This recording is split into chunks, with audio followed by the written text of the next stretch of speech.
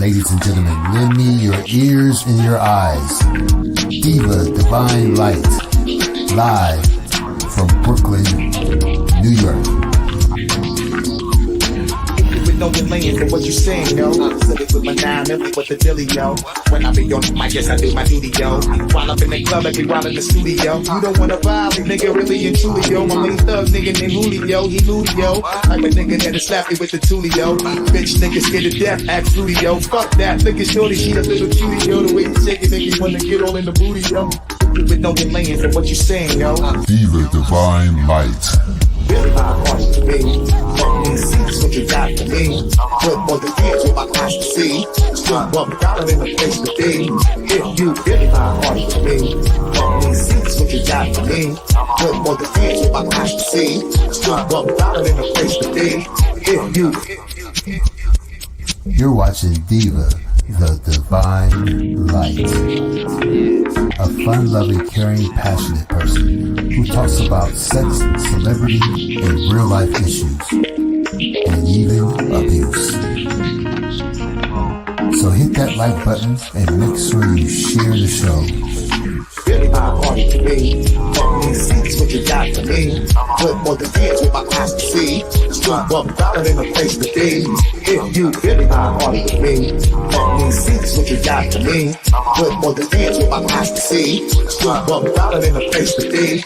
If you really my heart to me. Fuck me, see what you got for me. Put more than years with my eyes to see. Still $1 in the place to be. If you really my heart to me. Fuck me, see what you got for me. Put more than years with my eyes to see. Still $1 in the place to be. If you. Here comes the pitch, and it comes in wide. On the combo.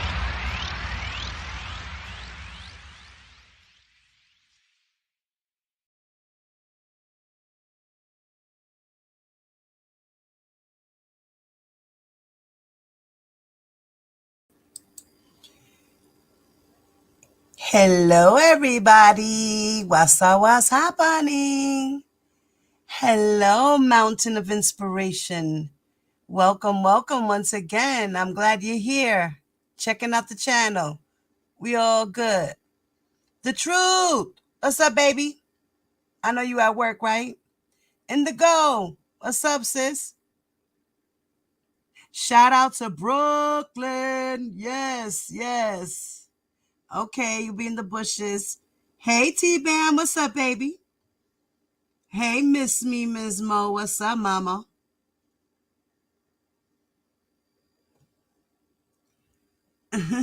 No, I have something. Okay, that's right. He's still guilty. You damn right.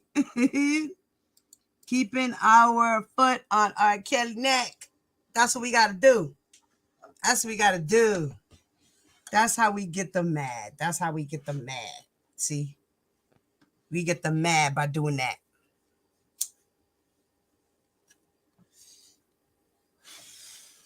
There's 7 of us in here. I'm wondering, is anybody else live?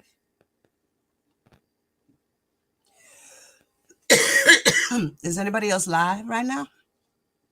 Well, let me share my screen. Boom.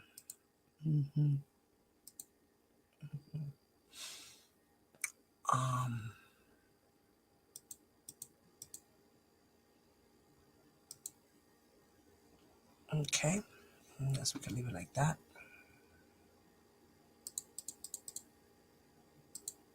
Okay. Oh, wait, what happened? Why didn't it share the screen? What? That was weird. Okay.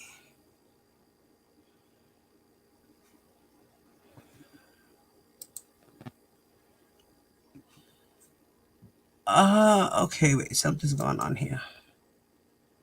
Why is it not sharing my screen? Oh, no, come on now. All right, is the tab is here. Okay, share.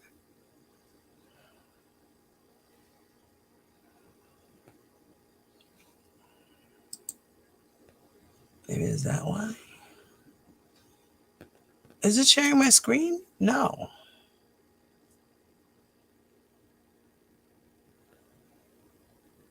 Fat boy, what's up, fat boy?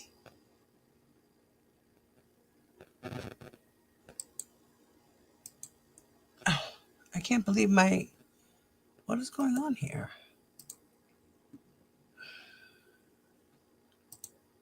Okay.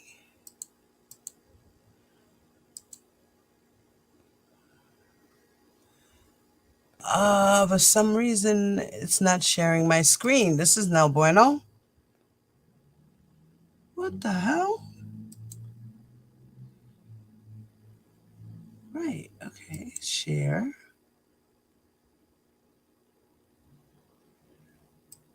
Share screen. Edge.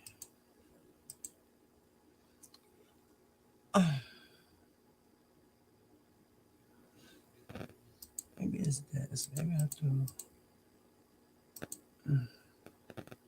Something going on here. I don't understand why it's doing this. Why is it acting up like that? I'm gonna get frustrated. Give me 1 second, guys.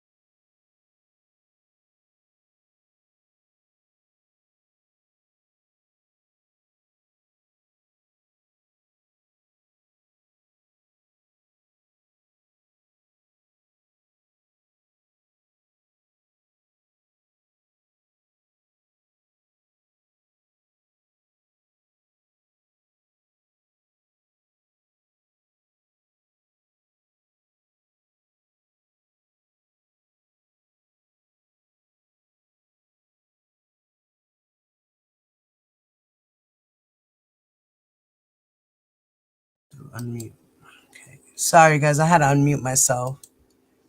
For some reason, I have to do it this way. I can't just share the screen. So I got to go through this way. Sorry, guys. I had to unmute myself. Oh. So I can't see the chat from the TV. I got my phone in front of me.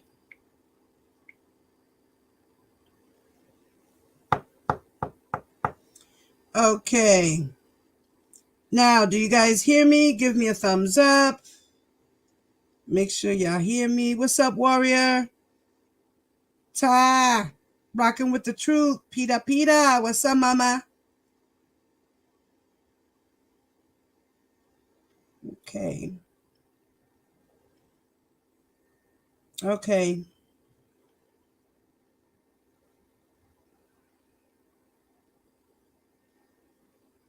All right. Awesome, guys. Thank you. Thank you, thank you, thank you. So, we are going to go over the transcript, the testimony of John Doe, number 1. As we know, his pseudonym is Lewis in the transcripts, but we know him as AKA Richard Arline, also known as nephew, right? Now, R. Kelly, I don't have to say allegedly because this is a proven known fact now. He was convicted of charges in this case. He had a male John Doe victim who he started sexual encounters when the boy was at the age of 17. He tried to convince the boy that he was going to help him out with his music career, just like he did with the girls. Same exact MO. He just did it to the boy. Convinced the boy to come by to a party. The boy brought his parents. Then all of a sudden, R. Kelly goes to the boy and tells him, listen, next time you come to party, leave your parents at home. Come by yourself. Or maybe a friend. Okay. He did that. And that's where everything all started. Like, that's when he got into the grips of R. Kelly, because R. Kelly got a chance to have the boy by himself.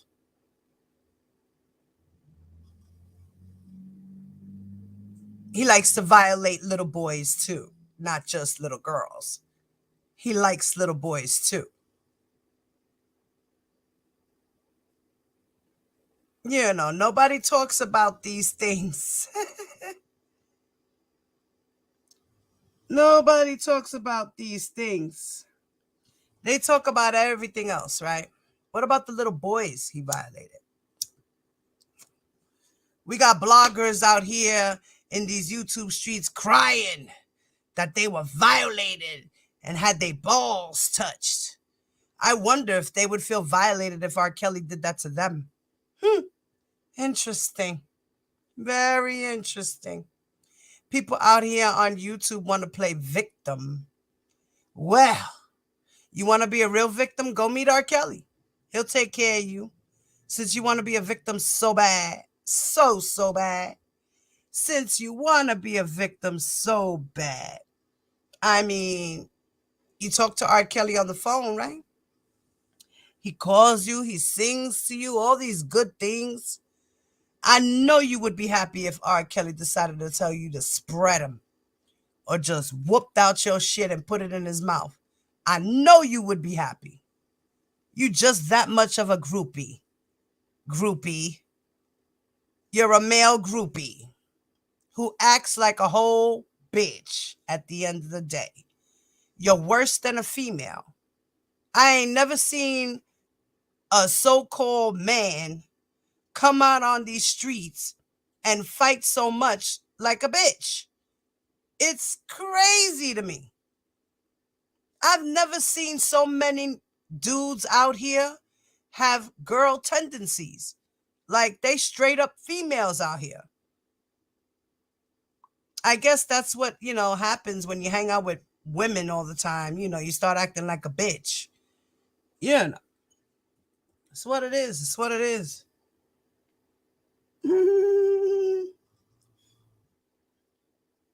Yes, he wanted that heat-seeking missile. Yes.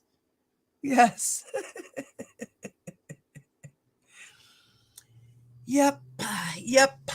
So, it's a shame that people, want to play victim out here in these streets and then want to go and try to harass other people so that they can feel good.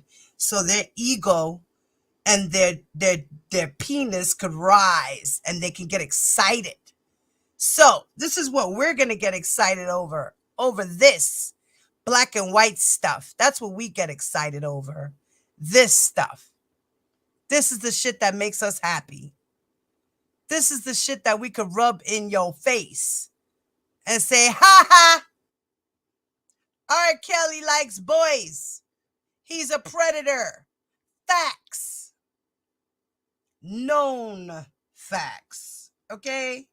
Convicted felon. Facts.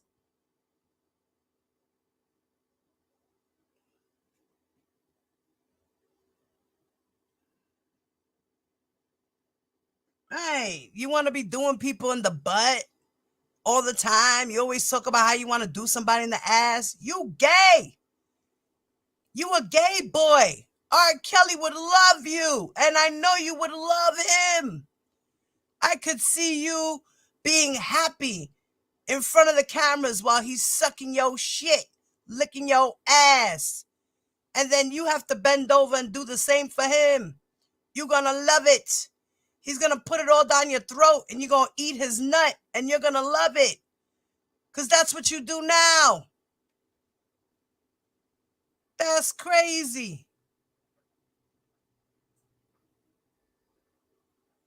Enjoy R. Kelly's nut. You do it all day. You gurgle. Keep gurgling.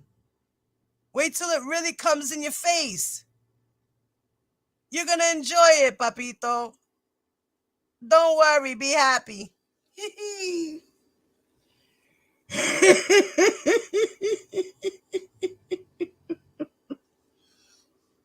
Yeah. Yeah. And so because, he likes to play with dildos and all types of things like this. He's a stalker. Be careful, because if R. Kelly gives it to him good, he gonna be a stalker. Oh, shit. Then he's gonna wind up becoming a disgruntled groupie. And then he's gonna go and cry and say, I was abused by R. Kelly. Nobody wants to believe me. Nobody wants to believe me. R. Kelly abused me. That motherfucker. I thought he was the greatest. I don't understand what happened. He took advantage. He didn't love me. He just used me. That's what's going to happen, bendito, pobrecito, bendito, besando el colito, kissing the booty, besando colito, kissing the booty. That's what I just said. Besando el colito, kissing his asshole. He gonna be real happy. Lick, lick, nigga, lick, lick, lick. Okay? Yeah, exactly. Wepa, nigga, wepa. Heat-seeking missiles. Woo! You gonna love it. I can see him now. He talk about booty getting wet. That's what happens. Every time he talk about R. Kelly, his booty get wet. His booty get wet. His booty get wet, wet, wet, wet. He be wet, wet, wet, wet, wet. Wet, wet. Yeah, no. In the moment, I'm blazing up right now before I start this shit, because this is a long read. I wanted some readers to come up and maybe y'all could help me read some of this shit. Any volunteers? Let me know. Yes, he wants the herpes D. In his mouth, in his butt. He wants it everywhere. He wants it everywhere. He's happy. He's happy with R. Kelly. He loves R. Kelly. A lot of them want R. Kelly in the booty. Shit, I went too far up. Maldita sea. Why did it do that? Ugh. Hold on, y'all.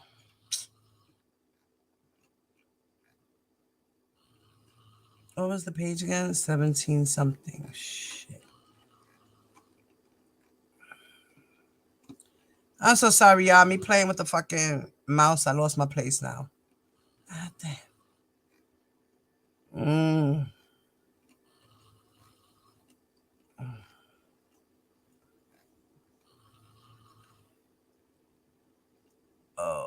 Okay. It's after this. He's somewhere over here.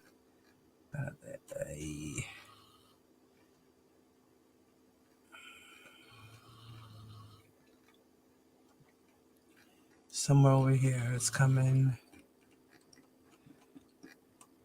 Sorry, I lost my place, guys.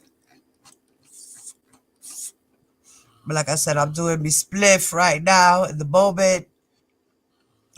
Maybe we could, like I said, maybe get 2 volunteers, because I do also need to go back and forth in my kitchen in a few, so that there's no empty space or airtime. You guys can continue to read it for me. Oh wait, here we go. Not too far. Okay. Let's see. Blay! Tears, what's up, mama?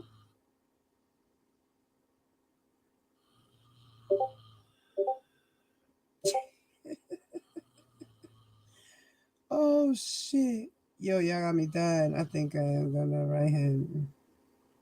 Yes! I'm telling you guys, we gotta write him. I gotta get the exact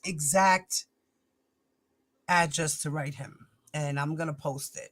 And we're gonna write R. Kelly. And I'm gonna talk about how to write to him, because I found out some information on dyslexia.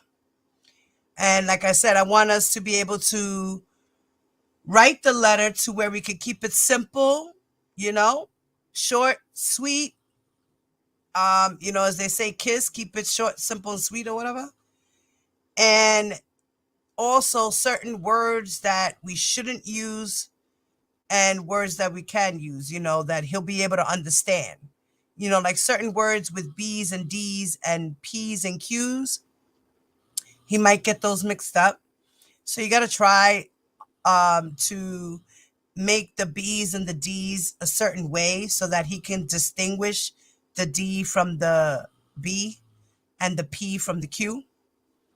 As well as using like words with ing, and it's a lot of things. I kind of skimmed through it and everything, and I was checking it out. So that'll be another live, so that we could write to R. Kelly and let him know how we feel about what we think he did and how he looks guilty to us. I think we should do that. We really should. Maybe we can convince him to come forward. Maybe. Just maybe. Who knows? Just maybe we can get him to admit his wrong. Maybe just say, you know what, I am guilty. Fuck it. Let me just cop to it. It is what it is. And, I see all these people love me, but oh my God, all these other people hate me too. I'm pretty sure it'll get to his heart. Even though he's a narcissist, he might not even give a fuck. But it's worth a shot. It's worth a shot.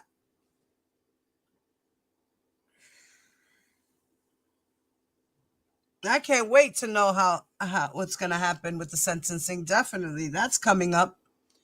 That's coming up in a few more months. Couple of more months, guys. Couple of more months. Okay. He will be sentenced. And then he will be going into his next trial.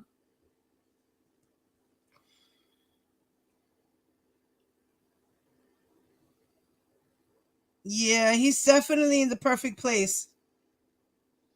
No, nobody else wants to read this, so we gonna read it. We gonna read it. Matter of fact, let me get my water and shit.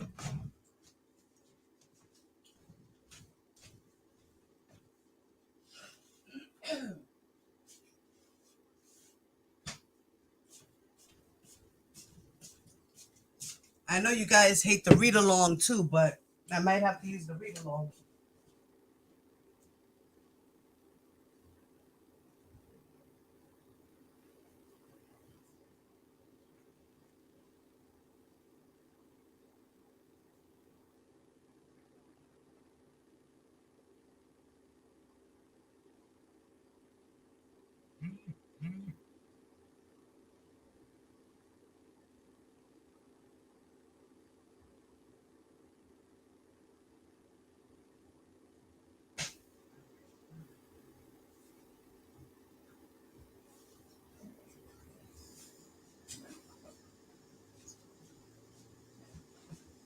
All right. All right. I got my stuff. I'm ready. Okay. Here we go.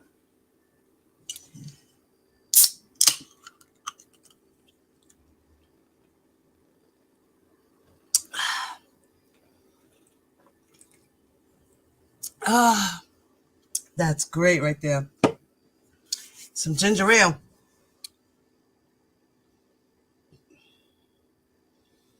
Okay, Peter. You gonna meet us in Brooklyn, Peter?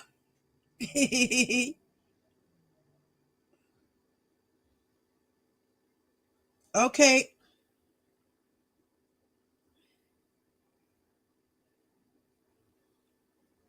Okay, baby. Hey, Wings. What's up, Mama? Drive safe, guys. For those that are driving, please be safe. Okay. Now, the next witness, says the judge, and Ms. Geddes, who we know is the government attorneys, which are the prosecutors. So Ms. Geddes says the government calls Lewis. Like I said, it's his pseudonym. His real name is Richard Arline. We all know who he is. The courtroom deputy says, please rise. Please raise your hand. The witness is sworn in.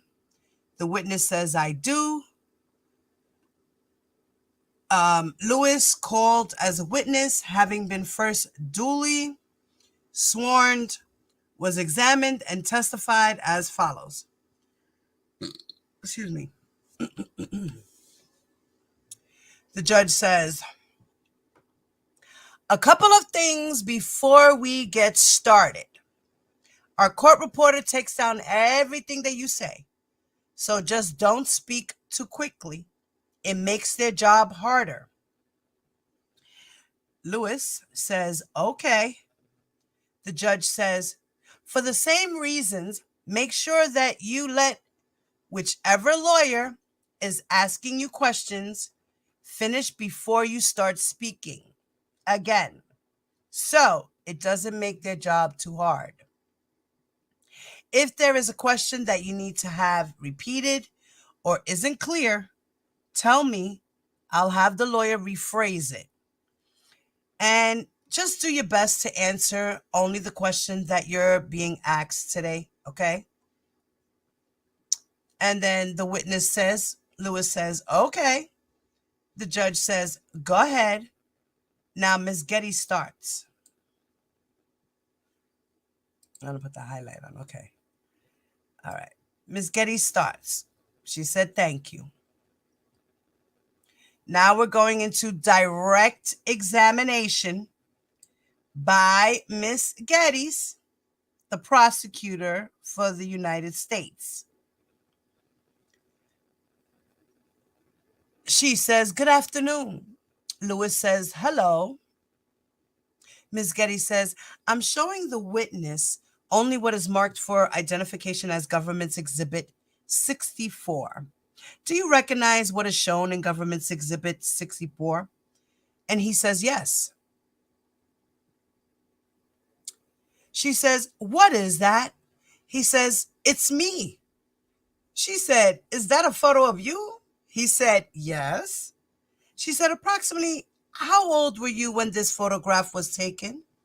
He said, 16 or 17. Ms. Geddes says, "The government offers Government's Exhibit 64.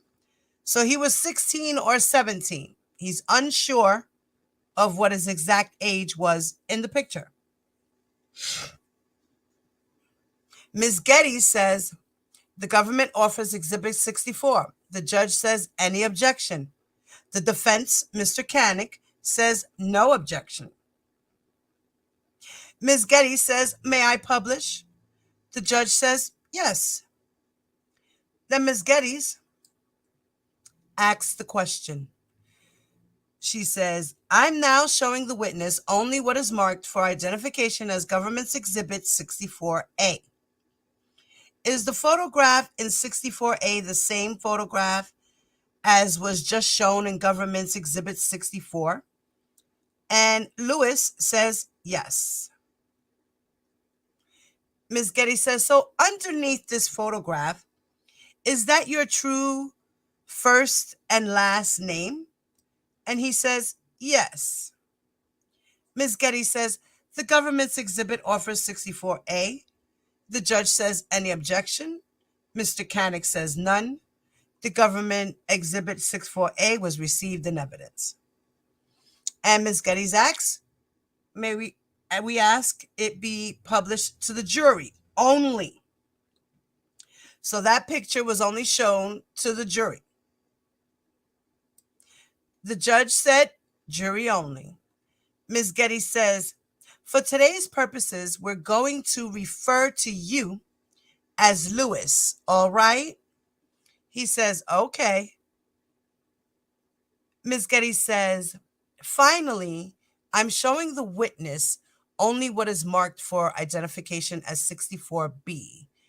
Does 64B contain that same photograph?" He says, yes. She says, "And below there, does it say Lewis?" He said, yes. Ms. Geddes says, "Government offers 64B. Mr. Canick, no objection." The judge says, "That's in evidence." Ms. Geddes says, "May we publish?" The judge said yes. Then Ms. Geddes asks Lewis, "How old are you today?" And he said, 32. She said, "Are you currently working?" He said, no. She said, "Were you previously employed?" He said, yes. She said, "What type of work did you previously do?" He said, "Warehouse management." She said, "Are you married?" He said, yes. He said, yes. She said, "Do you have any children?" He said, yes. "When were you born?" He said, February 11th, 1989. "In what neighborhood did you live growing up?" He said, Hazel Crest, Illinois. She said, "Where is that in reference to downtown Chicago?" He said, 30, 40 minutes south. She said, "Hazel Crest is south of downtown Chicago. Is that right?" He said, yes. She said, "Where did you go to high school?" He said, Hillcrest High School. She said, "Did you graduate high school?" He said, yes. She said, "When did you graduate?" He said, May of 2007. Now, remember, supposedly he met R. Kelly in 2006. Right? He was 17.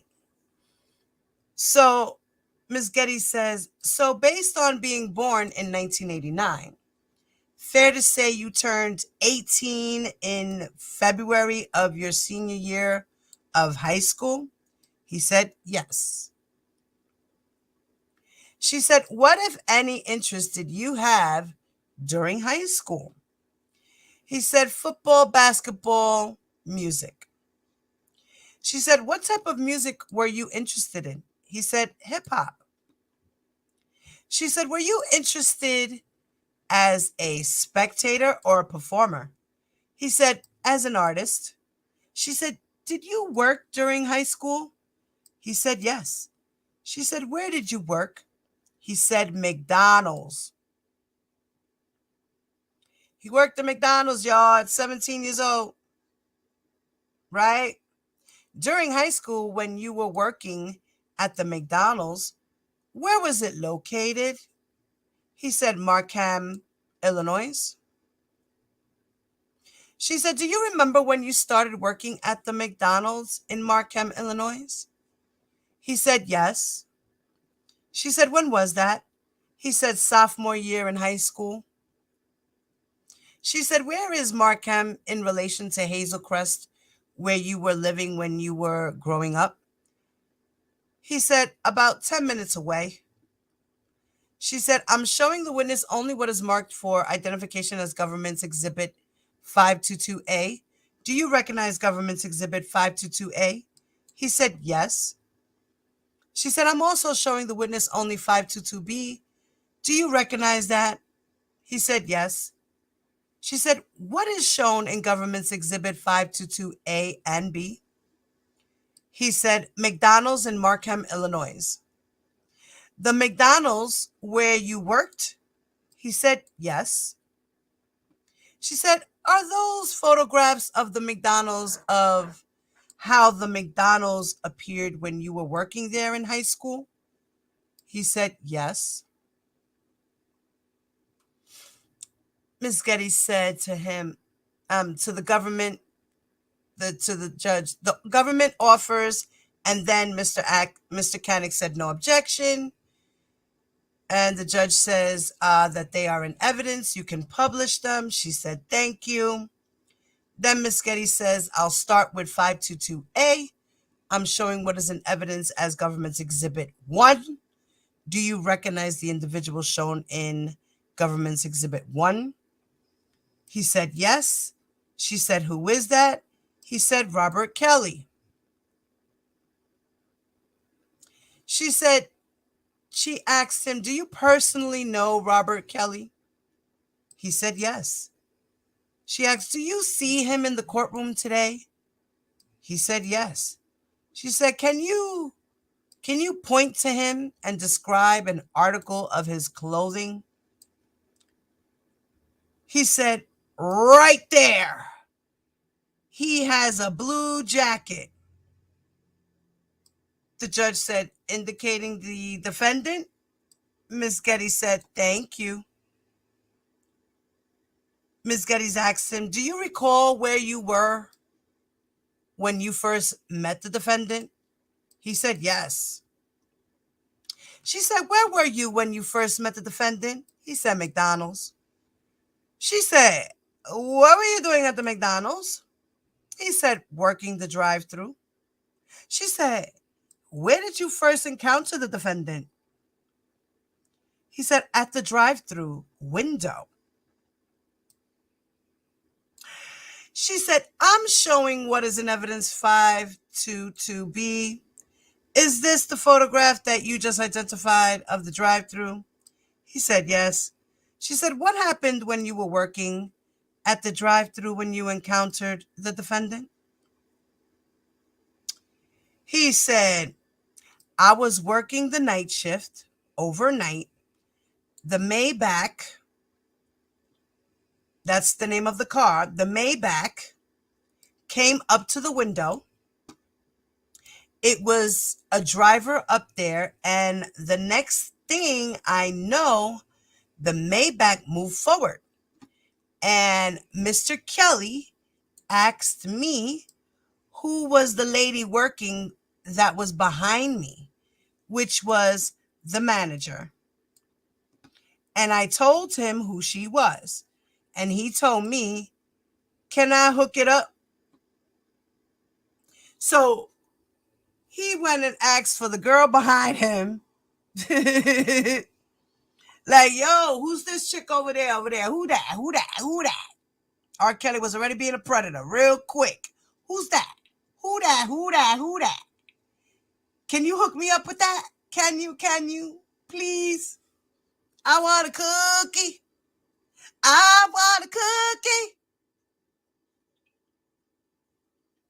Motherfucker, you gonna get a cookie.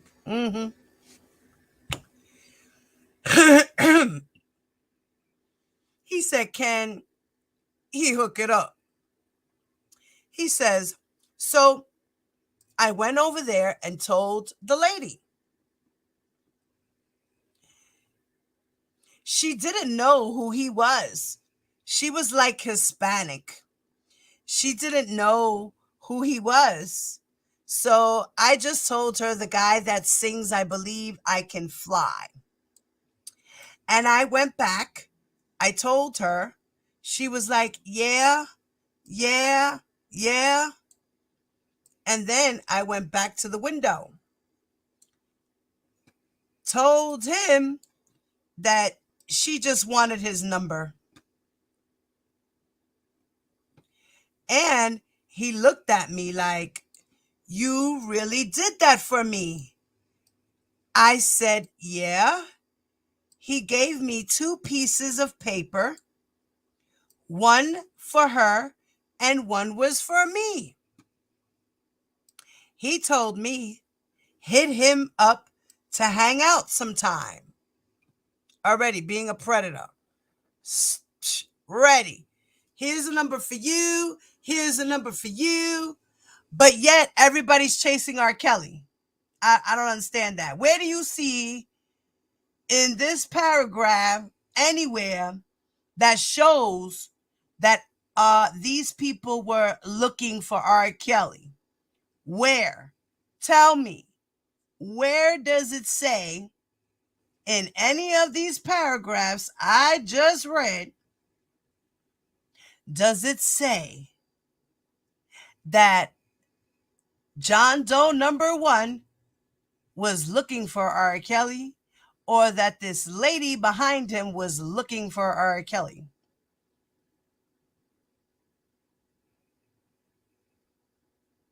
He just wanted to give the number. That here, number for you.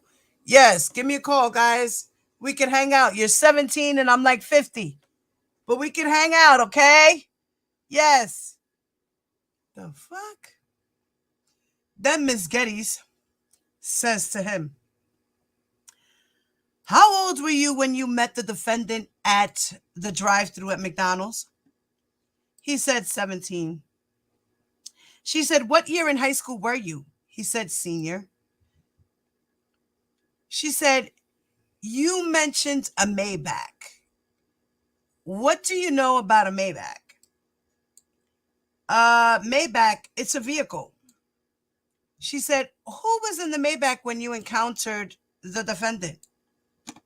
He said, Robert Kelly and the driver. Ms. Geddes said, there was also a driver there? He said, yes. She said, you mentioned, had you previously seen that Maybach at the McDonald's? He said, yes. She said, on prior occasions, when you had seen the Maybach, where was the defendant at the time?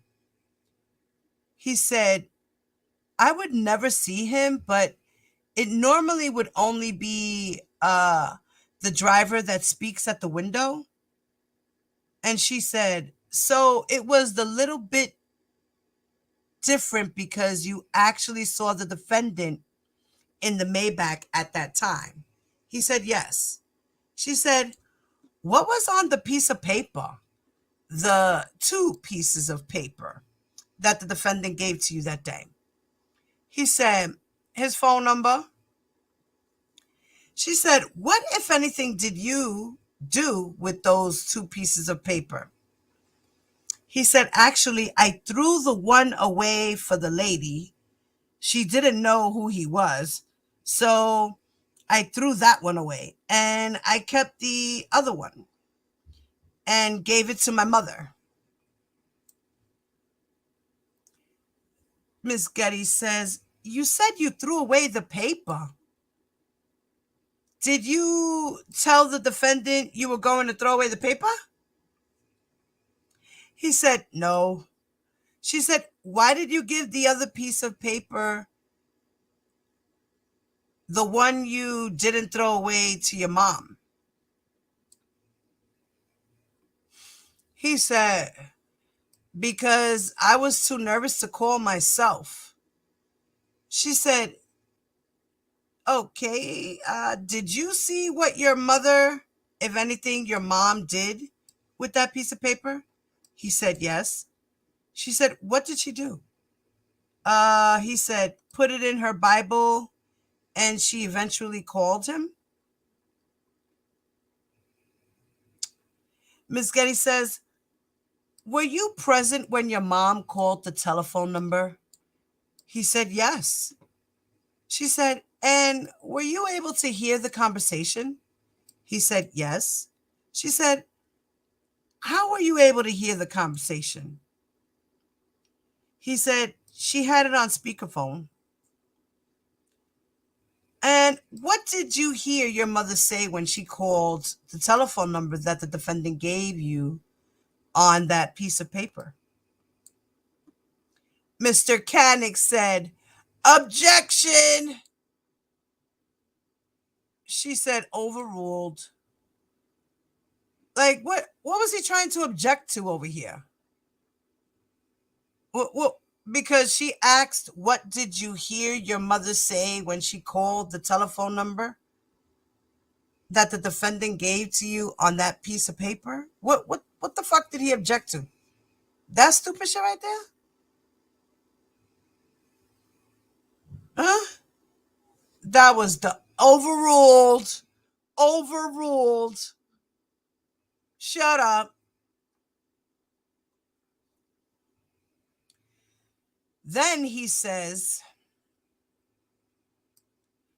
she was just telling him on the phone how I was a big fan of his music and I was like rapper coming up, and let him know how much of a fan I was and I would be willing, that I would love to work with him on my music. She said, how, if at all, did the defendant respond after your mom told him about your musical aspirations? He said he appreciated that we was fans of his music and that he was going to have a party coming up. And did he provide any additional information about the party? And he said, yes. He told my mother that me and my father and her could come to the party. So Ms. Geddes asked him, now, at the time that your mother first called the defendant, had you spent any time in a recording studio? He said, yes. She said, doing what? He said, making demos, like 1 or 2 songs. She said, and when you said, did you say making demos? Is that correct? Yes, demo tapes. She said, featuring your music? He said, yes. She said, did you attend the party that the defendant mentioned in that first phone call? He said, yes. She said, where was the party held? He said, at his house in Olympia Fields. She said, where within the defendant's house is Olympia Fields? In Olympia Fields was that party? He said, in the front room, the living room. She said, do you remember when the party was? He said, I just remember it like around the holiday because I just remember it being cold outside and him having a Christmas tree and everything. It it just seemed like it was a holiday around that time, maybe November, December. She said, of 2006, your senior year? He said, yes. She said, who, if anyone, came with you to that party at the defendant's house in Olympia Fields? He said, my mother and father. She said, and just to be clear, when you're talking about your mom and your dad, was it your biological father or somebody else? He said, my stepfather. Miss Geddes says, okay, at the defendant's party at Olympia Fields that you attended with your parents, did you recognize anyone at the party? And Lewis said, yes. She said, who did you recognize there? He said, Robert Kelly and George Daniels. Mr. Koenig said, I'm sorry, I didn't hear that. The witness said, George Daniels and Robert Kelly. Ms. Geddes says, who did you understand George Daniels to be? He said, someone that helped develop artists. That's who I thought it was, because around I heard that he helped artists.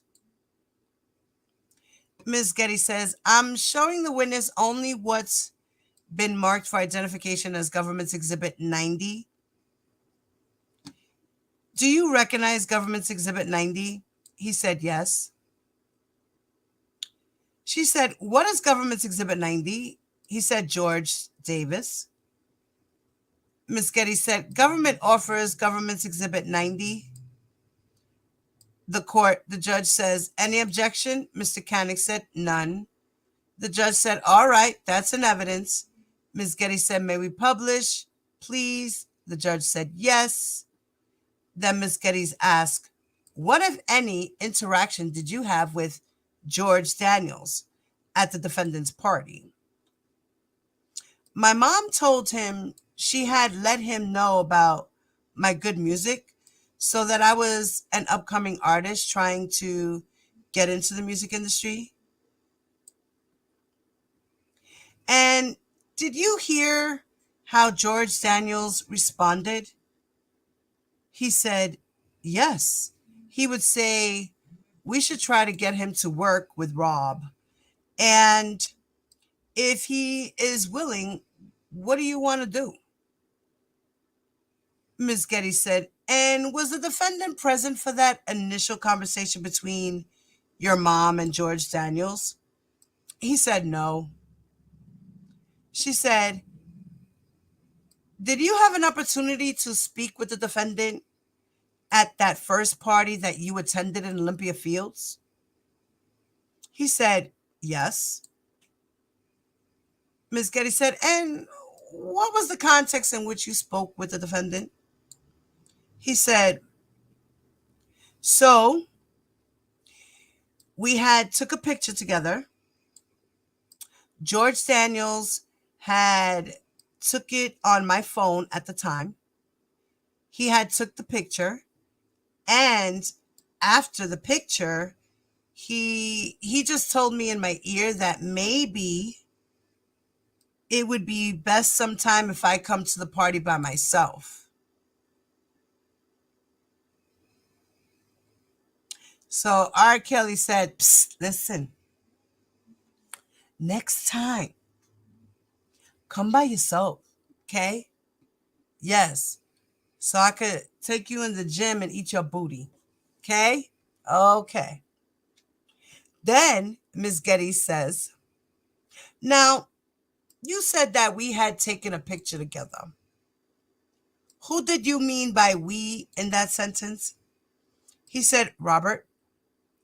And was George Daniels present when there was a picture taken? He said, yes, he took the picture. She said, using your phone? He said, yes. She said, and who was the picture of? He said, me and Robert. She said, and how did it come to be that George Daniels took a picture of you and Robert? He said, he had told him that this kid is trying to do music and maybe you should give him one shot. Okay, so Ms. Getty says, George Daniels told the defendant that you were trying to do music. Is that right? He said, yes. Ms. Getty says, now, you said that someone whispered something in your ear. Is that correct? He said, yes. She said, who whispered something in your ear? He said, Robert. She said, the defendant? He said, yes. She said, what did the defendant say to you? He said, that it would be best if I come by myself to the party sometime. And who had you come to the party with? He said, my parents. She said, did you see the defendant again after that party? He said, yes. She said, how did you come to see the defendant again? He said, my mom took me over there to go to the studio. Ms. Getty said, how did it come to be that you were going to the studio with your mom? He said, my mom called him again. Ms. Getty says, were you present for that conversation? He said, yes. She said, and what, if anything, did you hear your mom say when she called the defendant a second time? He says, still telling him that I wanted to do the music and I've been working on my music. Ms. Geddes asks, how did the defendant respond during that phone conversation? And Lewis said, he told my mother to bring me back to the studio. Ms. Geddes said, where was the studio located? He said, downstairs. She said, downstairs with respect to what? He said, downstairs at his house in Olympia Fields. She said, the same location where the party was held? He said, yes. She said, and did you, in fact, go back to the defendant's house? He said, yes. She said, who brought you there, or how did you get there? He said, my mother. She said, and did your mother stay with you at the defendant's house that day? He said, no. She said, what did she do? He says, drop me off at the gate. She said, can you describe the outside of the defendant's house in Olympia Fields? He said, when you first arrive, it's a big black gate. It's a very long driveway. House is right in front of you. A very big house. And to your right is a garage. Ms. Getty says, and I'm showing what's in evidence as government's exhibit 502A. Then she asks him, do you recognize that? He says, yes. She said, what is that? He said, Robert's house. She said, and is that the gate you were just referring to where my pen is pointed, indicating?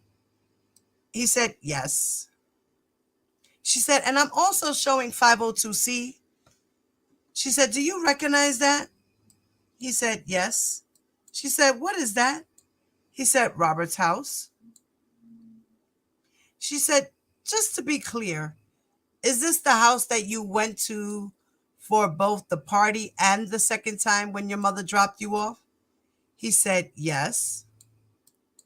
She said, when you went to the defendant's house that second time, how were you able to get through the gate?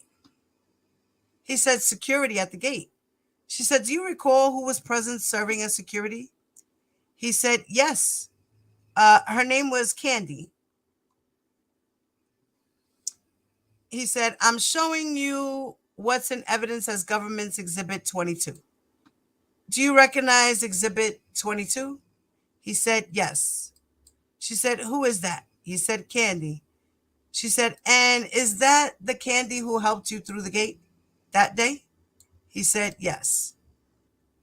She said, what happened after your mom dropped you off at the studio? He said, I had got to the studio. I had to wait for a little while, sat in the waiting area to wait. Then Robert came down, him and another gentleman. We went in the studio together, and he was like, all right, let me hear what you got. At the time, I had it was like a cassette tape with the instrumental on it already. It had the instrumental on the tape. I played the tape and I started to rap for him. Miss Getty says, so when you said Robert, who are you referring to? He said Robert Kelly. She said, and how did they respond after you started to rap to the instrumentals on the cassette tape that you brought? He said, they say I sounded pretty good. They said you got some potential. She said, what, if anything, did you hear them say? He said, they told me I got some potential. She said, now, did you recognize or did you learn the name of the other individual who was there that day? He said, yes. She said, who was that? He said, name was Pat. What did you understand Pat's role to be?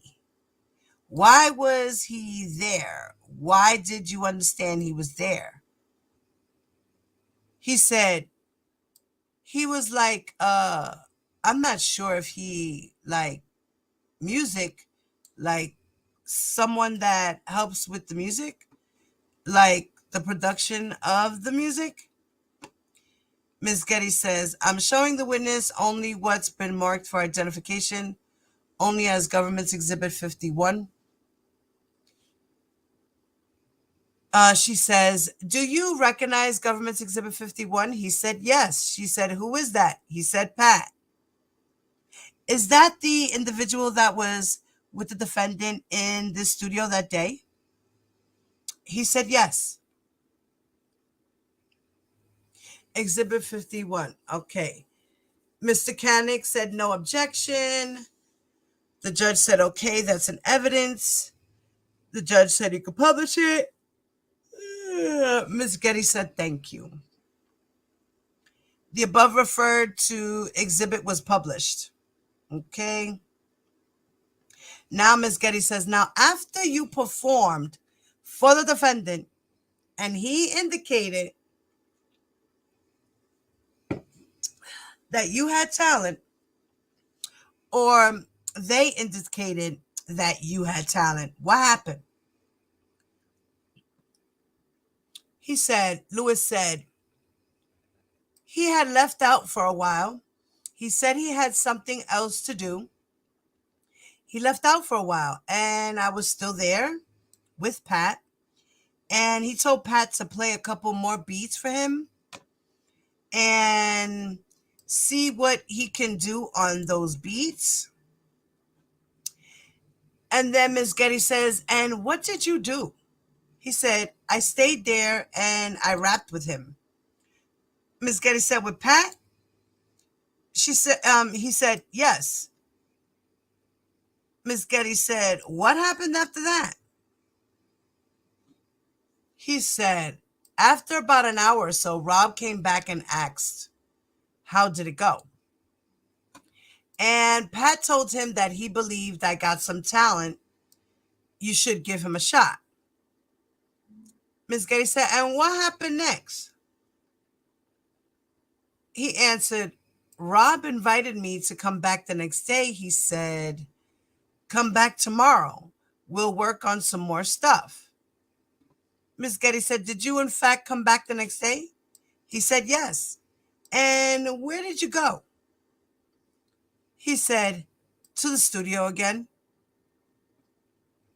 And this was the studio at the defendant's house in Olympia Fields. He said, yes. Then she says, what happened when you went back the next day? He said, they put me in like another room in the studio, downstairs in the studio area, and they played, and they had a beat already selected for me, and they told me to write to it, and that they was going to put me in the studio to record it. Miss Getty says, now, you said they had put you in a room. Who are you referring to when you say they? He said, Rob told his engineers to put me in a room and play the track for me and let me write to it. Miss Getty said, and what did you do then? He said, spent about an hour or so in the room and was writing to the beat. She said, and who, if anyone, was present in the room with you when you were doing that? He said, it was just me in the room. Miss Getty said, and what happened after you spent about an hour in that room by yourself? He said, then I went into the recording studio and recorded that song. Miss Getty said, and was anyone present while you recorded that song? He said, yes. She said, who was present? He said, one of the engineers. She said, and what happened after you recorded the song? He said, after I recorded it, maybe about a little while later, maybe 30, 40 minutes. Not sure. It was a little while after. Then Rob came downstairs. He let the song play for me only 5 seconds, and he didn't like it. She says, and when you said he let the song play for only 5 seconds, what song are you referring to? He said, the one I had just recorded. She said, and who was the he who let the song play for only 5 seconds?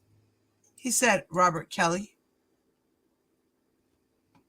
She said, and he said he didn't like it. Is that correct? He said, correct.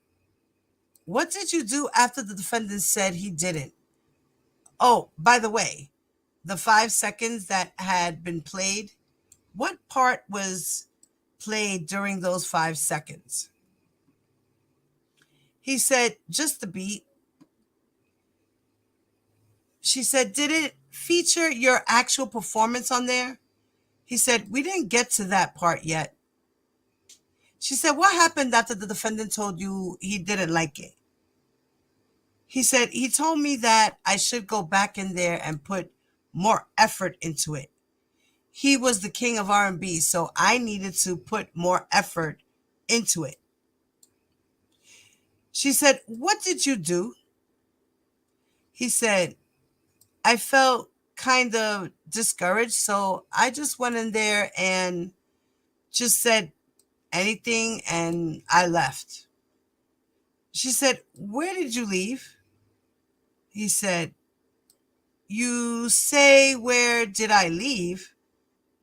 She said, you left. Where did? He said, I left the studio. she said, and how old were you when you went to the defendant's studio those first 2 times? He said 17. She said, did you see the defendant again after that? He said, yes. Where did you next see the defendant? He said, at the gym. What gym did you see him at? Markham Fieldhouse. And what was in the Markham Fieldhouse? He said, a basketball court. Where was the Markham Fieldhouse in relation to the McDonald's that you worked? The one in Markham. Give me a second, guys. I gotta go check my stuff real quick.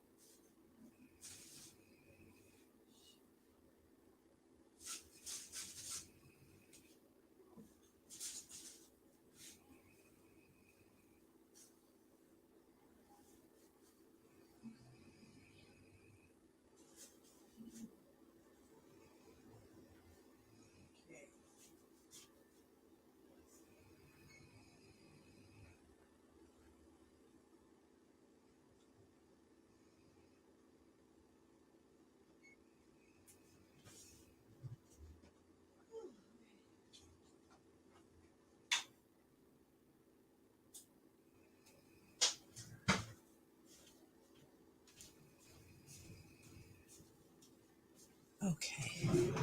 All right, guys. 15 more minutes for that stuff. Okay. So what are you guys saying in there? Let me see what you guys are saying up in there. Mm-hmm.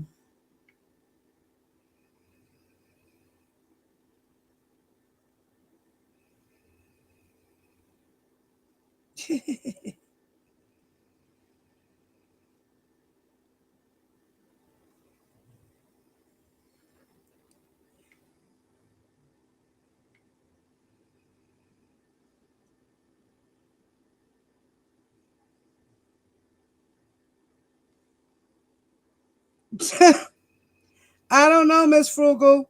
Hey, Shorty. What's up, Tasha? What's up, Toon?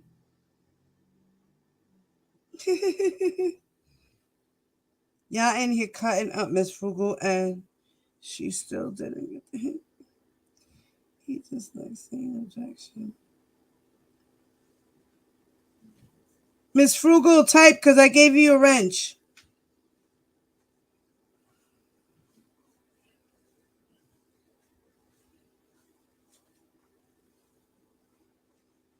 Okay.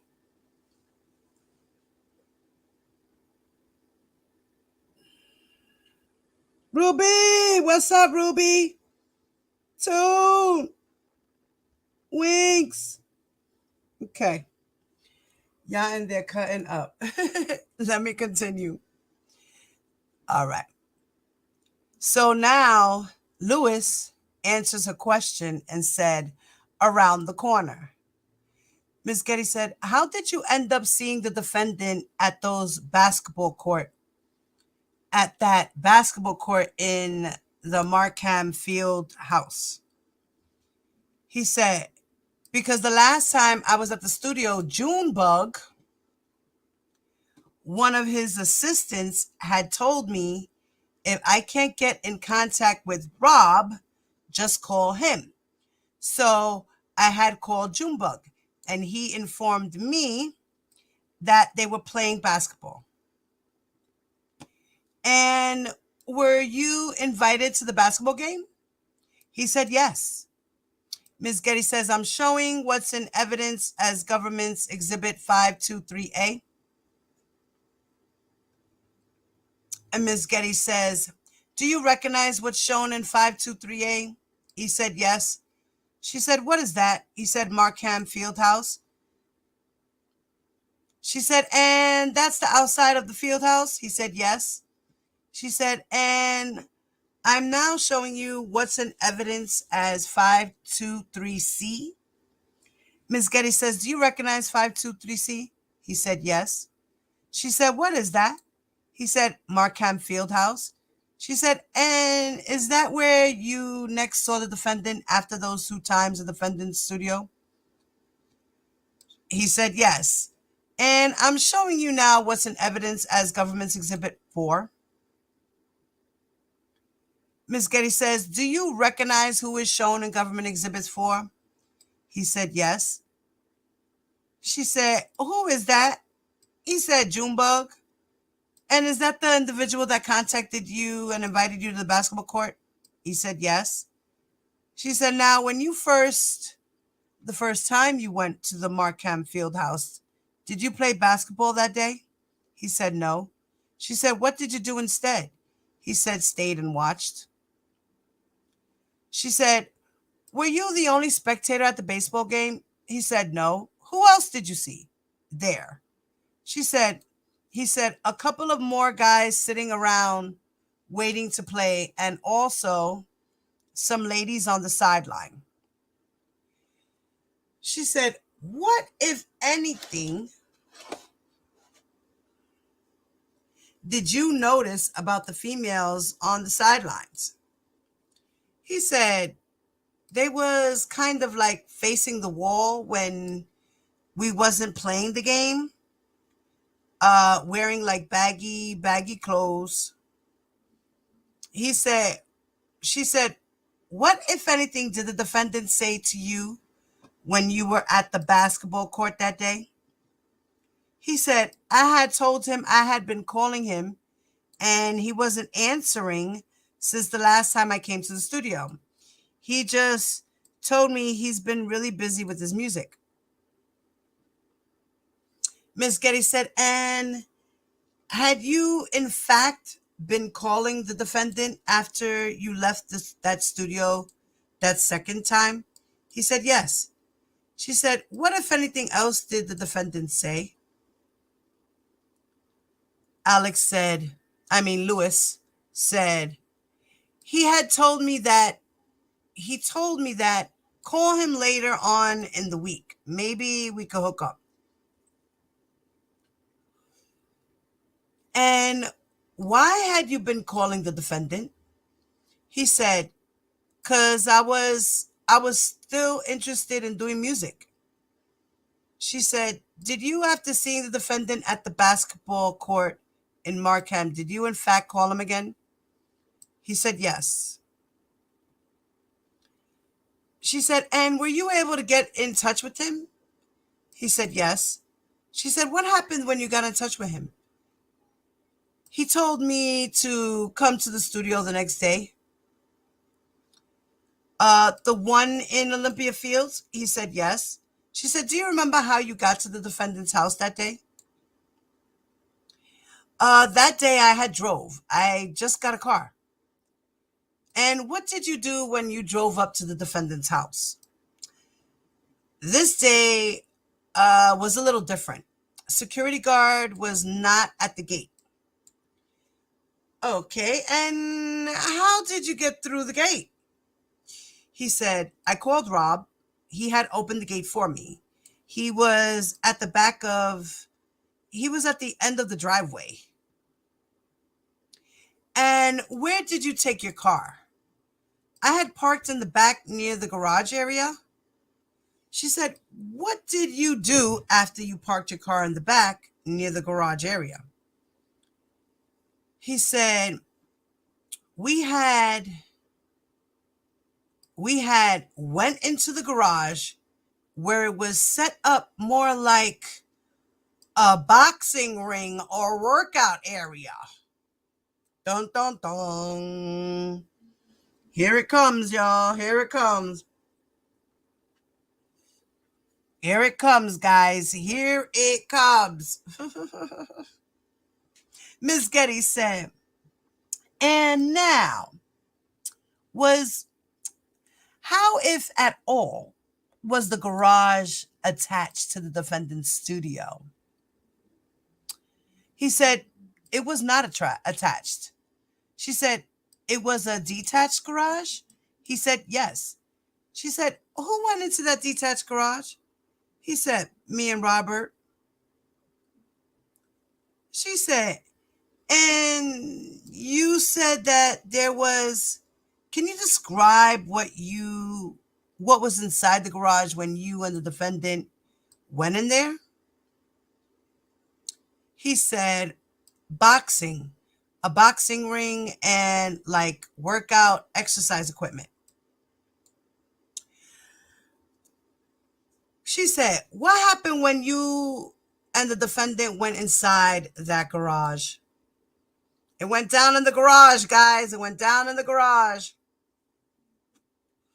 He said, we had sat down and talked for a little while, and he was just asking me, like, what was I willing to do for the music?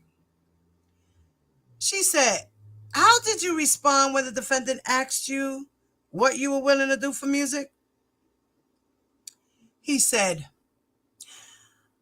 I started naming some crazy things, as in, I carry your bags.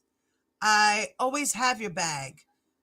Anything you ever need, I'd be willing to do it. And how old were you at this time? 17.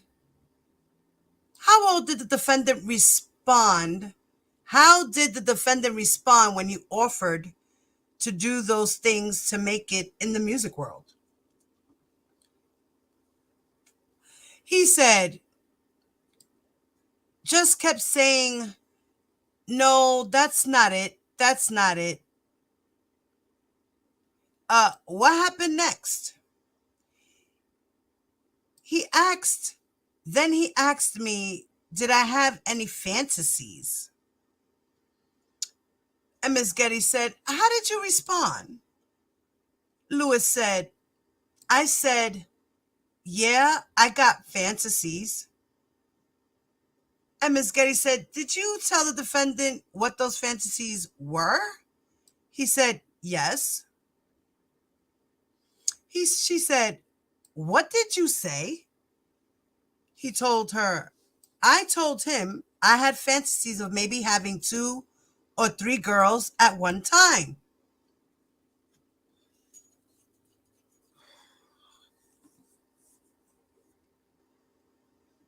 Ms. Geddes asked, how did the defendant respond? He had said, you never had fantasies about a man, you and a man? Ms. Geddes said, what happened then? He said, I kept saying no, but he was crawling down on his knees to proceed to give me oral sex. Oh!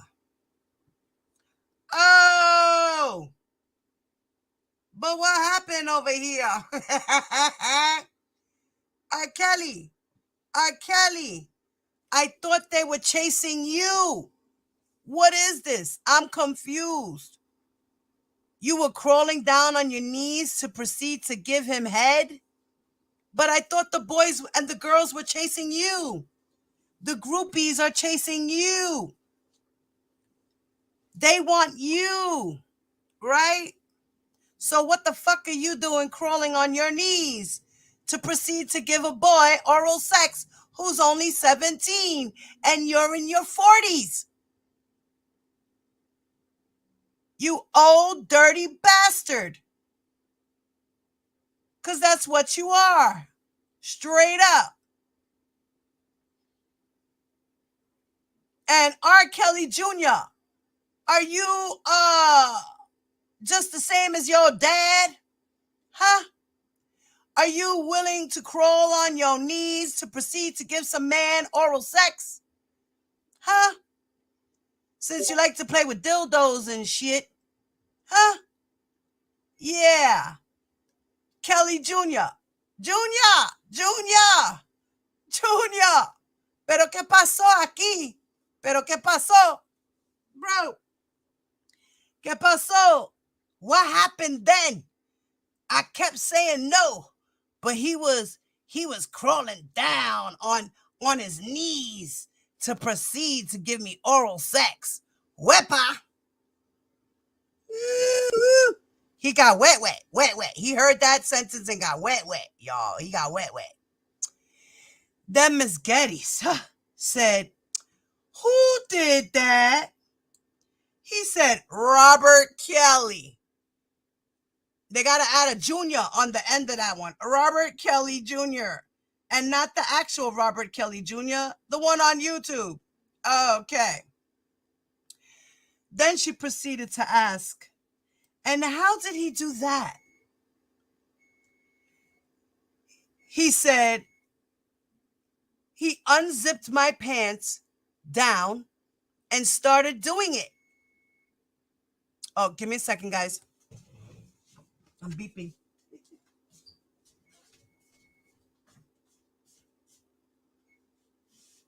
Oh, yeah.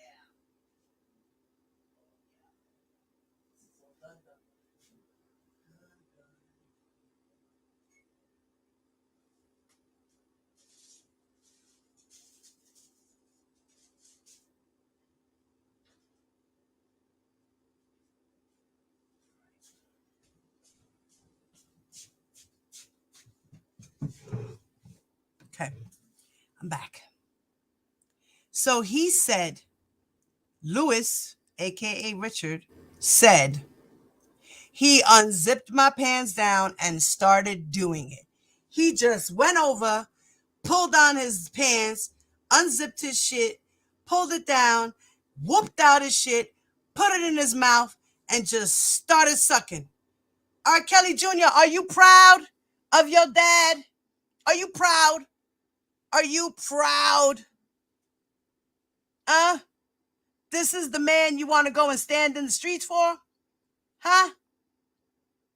This is the man you want to stand in the street for alone? And say, free R. Kelly? Huh? Free R. Kelly? Woo! Woo! Noni, what's up, mama? Shit. It's crazy. Crazy. Yes, you can help me, Nuni. You can help me out, girl. Yes. The StreamYard link is there. Thank you, Tears. So then Miss Geddes starts to ask, what, if anything, else did the defendant say? The answer was, he said he had stopped because I said I didn't like it. I wasn't into it, and I wasn't getting a reaction, so he had stopped. Miss Geddes said, and did he say anything to you after he stopped?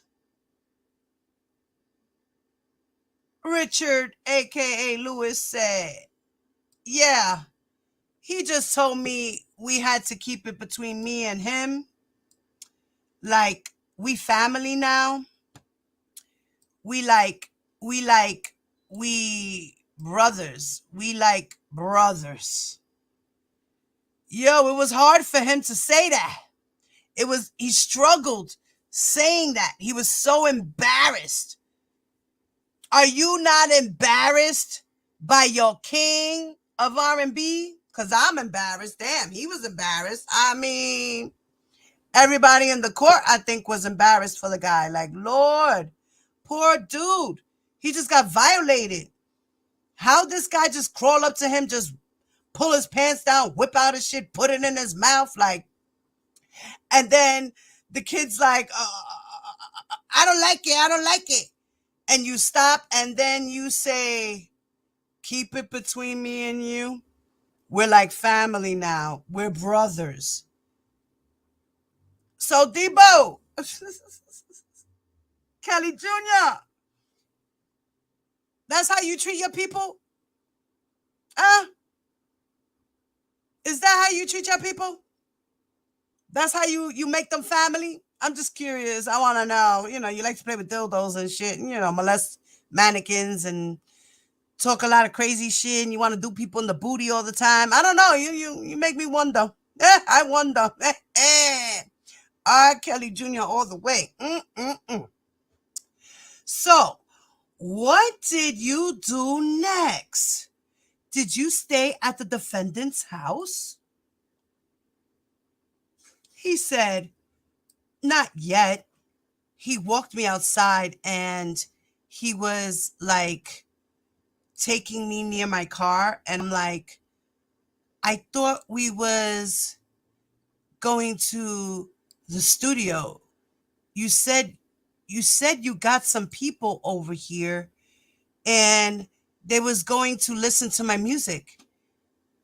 And he was like, man, not today, man. Something came up and I can't even do it. And he just gave me a couple of dollars for gas and I went home. He gave him a couple of dollars for gas for embarrassing that boy. Like, here, take that for your troubles and I'll see you another day, dude. Just remember, we family. Shh, don't say nothing. Here, couple of dollars. Shh, don't say nothing. Being that, you didn't let me suck your dick and shit, we ain't gonna do nothing, because, I tried to get you. Don't worry, I'm gonna get you another day. I'm gonna get you another way. Yeah, I will. So then Miss Geddes says, now, you said that you had thought that you were going to go into the studio. What made you think that you were going to go into the studio that day?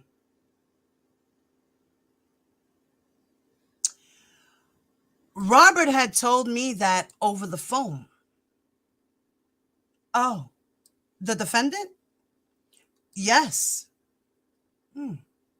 After that encounter in the defendant's garage, did you continue to see him? He said yes. She said, why did you continue to spend time with him? He said, because I really wanted to make it in the music industry. And you testified that you went to the Markham Field house to play basketball, or you went to the Markham Field house where the defendant was playing basketball. Do you recall that? He said, yes. Did you go to the Markham Field house again after that first time? He said, yes. Did you eventually start to play basketball with the defendant? He said, yes. He said, how often would you play basketball with him? He said 3 to 4 times a week. And how did it come to be that you would play basketball with the defendant? He said, well, as I keep going as a spectator, eventually someone that was on his team got hurt, and Junebug told him, let's see what Lewis got. Let's give Lewis a shot. And I got to play. She said, and how would you know about a basketball game? He said, I would get a call or text from June. And he would tell you that the defendant was going to be playing basketball? He said, yes. Or sometimes I would just pop up at the field house because it was around the corner. She said, it was around the corner from what? He said, McDonald's. She said, now, in the months and early years after you first met the defendant, where else other than the basketball court would you see him? He said, at parties. She said, where were the parties held? He said, the house in Olympia Fields. Ms. Getty said, and you testified that you played basketball with the defendant at the court in Markham. Were there other locations in Chicago where you also played basketball with the defendant? He said, yes. She said, where were they? Where was that? He said, out west in California, Jackson Street. She said, and what, if anything, do you remember about that particular location? He said, it was a church. She said, and other than Junebug, was there anyone else who you would learn about the basketball games from? He said, yes, eventually, Tom. She said, who was Tom? He said, from what I understood, he was like an assistant or some help to Rob. Ms. Getty said, I'm showing the witness what's in evidence as Exhibit 31. She said, do you recognize Exhibit 31? He said, yes. She said, who is that? He said, Tom. Is that the Tom who would sometimes tell you about basketball games? He said, yes. She said, now, you testified earlier that you went to parties at the defendant's house in Olympia Fields other than that first one that you went with your parents. Is that right? He said, yes. She said, would you go by yourself or with others? He said, it was a couple of times I went by myself. I eventually brought others with me because it made me more comfortable. Ms. Getty said, can you describe the defendant's Olympia Fields residence? He said, sorry, what was that? She said, yeah. Can you describe the defendant's residence in Olympia Fields? He said, inside? She said, yes. He said, yes. When you first walk in the door, straight ahead is a big living room area where it looked like more like a club. It has a stage to your right. And then on your left-hand side, there's a huge kitchen, very big kitchen. And then if you keep going down the hall, he has a shark tank in the wall with fishes and sharks in it. And then as you go down farther, there's another bar area, and off the bar area, there's a swimming pool area that looked more like a rainforest. And the swimming pool area, is that an inside swimming pool or an outside swimming pool? He said indoor. She said, and you testified about a bar area. What, if anything, was that bar area called? He said the 5-Star. She said, can you describe the defendant's studio at Olympia Fields? He said, did you say the studio? She said, yes. He said, yes. He said, a couple of pianos in there. It's like a basic studio. I mean, very big studio. She said, and how did you get into the studio?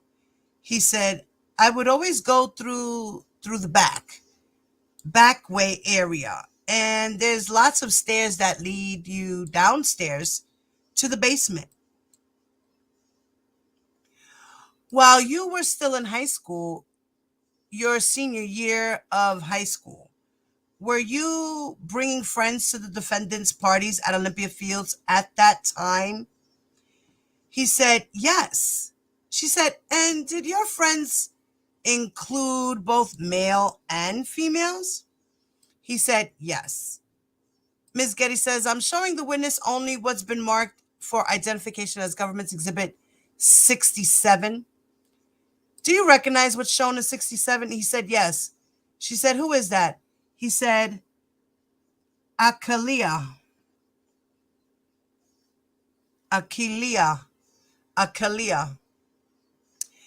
Is that one of the individuals that you brought to the defendant's house while you were in high school?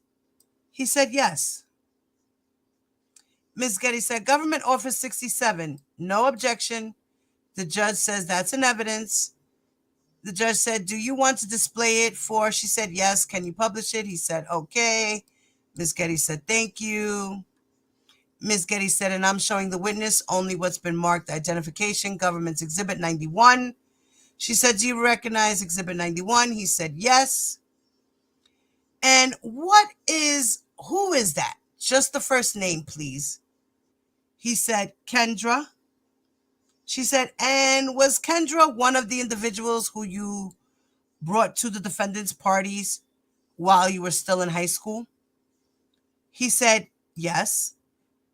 Ms. Geddes offers the government Exhibit 91. Mr. Kanik had no objection. That will be in evidence. You can display it publicly. Ms. Geddes said yes. The judge said okay. And Ms. Geddes asks, and do you know Kendra's last name without saying it? He said yes. Ms. Geddes says, I'm showing the witness only what's marked for identification 91A. Is the name written, first of all, in the photograph shown 91A? Same photograph that I just showed you in 91? He said yes.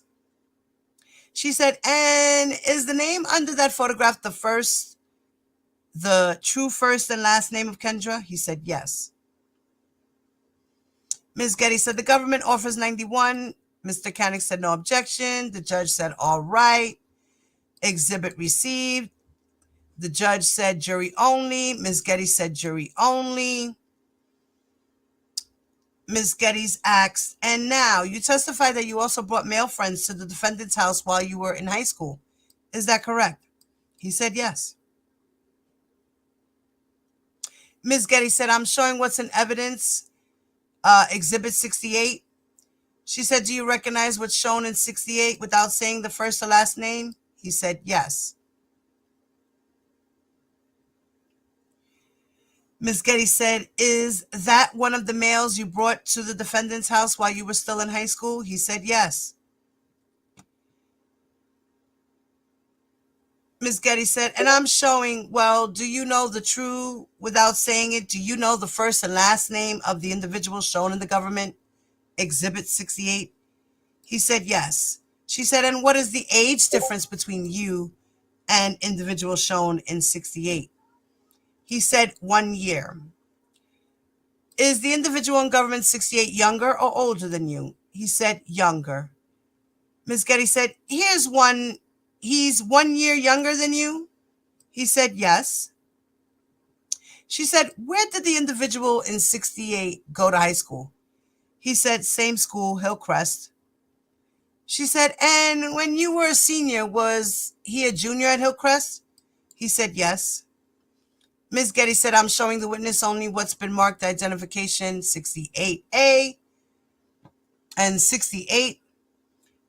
In government exhibit 68, is that the same photograph that you just saw in government 68? He said yes. Ms. Getty said, and underneath that photograph, is that the true first and last name of the individual shown in 68, now in 68A? He said yes. Ms. Getty said, the government offers 68A, no objection. It'll be for the jury only. Ms. Getty said yes. Now, Ms. Getty says, now, do you recall some of the occasions in high school when you brought some of your friends to the defendant's house? He said, there was a couple, but the one that mostly stuck out to me was the one day I graduated from high school. She said, and approximately when did you graduate from high school? He said, May of 2007. She said, and what happened at the particular party? What was it for? He said, it was for his album release party. She said, do you remember which album? He said, yes. She said, which album? What album? He said, Double Up. She said, and where was the party held? Hold on 1 second, guys.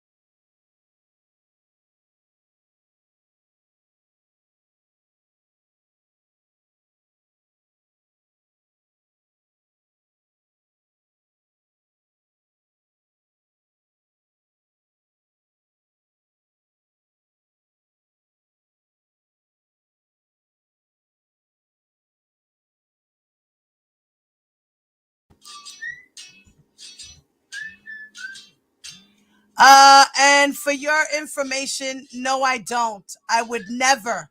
That is disgusting. I bet you do, though. I bet you do, though. Ha ha. I bet you do, though. Right? I bet you put it all over your face. You like it. You're R. Kelly Jr. Hello. You like that shit. You run in the streets screaming free R. Kelly. You like that shit. You wish it was you. Now, guys, I'm going to have to pause here. Okay?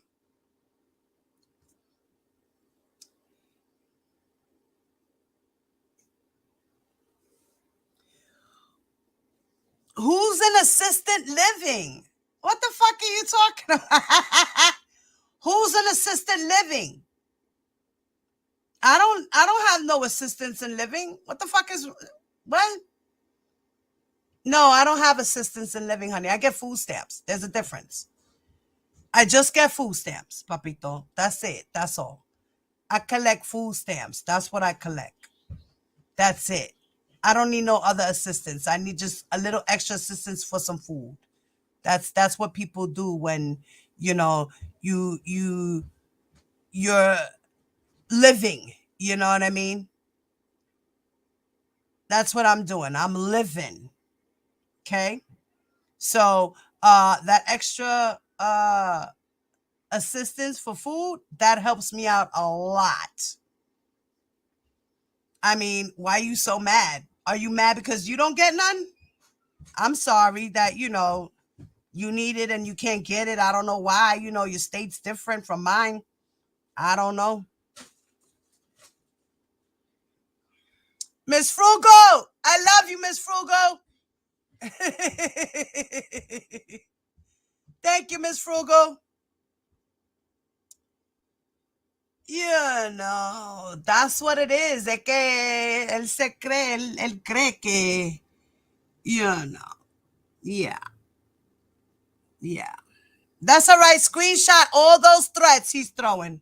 Screenshot it all because I'm not threatening him at all. I'm just saying my opinion. He could say his opinion. I could say my opinion. We got opinions. We got assholes. We got opinions. It's all right. It's okay. Continue with your opinions because we will continue with ours. All right? Your opinion don't make me or break me, okay, bro? I'm just reading the facts that are in black and white and comparing notes to your antics, okay? That's what it is, because you're R. Kelly Jr. So keep being R. Kelly Jr. Be proud of your dad, Uncle Rob, Dad, Pops, whatever you want to call him, okay? Keep being proud, standing in the street by yourself, holding signs, taking all the credit, because you're the man, because you're R. Kelly Jr. Woo! Boy, oh boy. R. Kelly Jr. mad because we reading the paperwork and comparing notes. Woo! Isn't that funny? What's good for the goose is good for the fucking gander. Damn, a hit dog will holler. Bendito. Bendito. Bendito. Give me a second, guys. I gotta handle my business. Noonie, you still in here, Noonie? Anybody in here can help me out for the moment, maybe to continue to read. If not, I'm just gonna put it on pause for a few minutes, guys, and y'all could chop it up. Whatever y'all want to do in the chat, just give me a minute, okay? Thank you, guys.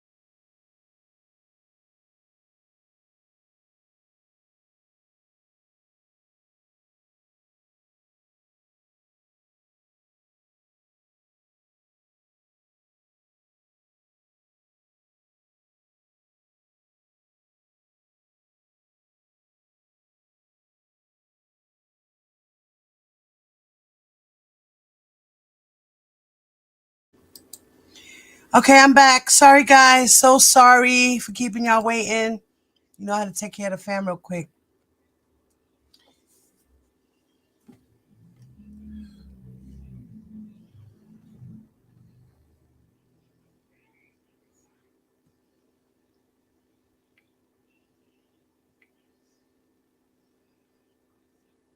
Honey, didn't you have a stick before? What the hell? I probably did that by accident. Like, I did that the last time to Looney and fucking Nikki Six. Again, my phone, when I go to touch it sometimes, R. Kelly Jr. with Ty's picture, I can't. Stalkers. Who's a stalker? Leave me the fuck alone. You're the fucking stalker. You fucking dickhead. You're the fucking stalker. You're the stalker. Hi, honey. Hey, SK. What's up, baby? I miss you, my love. Like, get the fuck out of here. You're the fucking stalker, you dickhead. You're the stalker. You got charges on that shit. I ain't got no goddamn charges. I don't stalk nobody. The fuck is wrong with you? You be bugging. Who's stalking? Oh, Lord. Anyway, so as we were continuing with the John Doe #1 testimony, and this is direct questions, direct examination by Miss Geddes, who is the prosecutor for the government. And Ms. Geddes had asked him last, and where was the party held? And he said, in his house in Olympia Fields. She said, and did you bring friends to that particular party? He said, yes. She said, and among the friends that you brought to the defendant's double-up party on your graduation day, did it include the individual shown in Government's Exhibit 68, which is in evidence? He said, yes. And also the individual shown in Government Exhibit 91, who you were identified as Kendra. He said, yes. She said, and the individual shown in Government 67, did she also go with you to that party for the release of the Double Up album? He said, yes. She said, I'm sorry, I'm going to show you Government Exhibit 68 just so that the jury can see.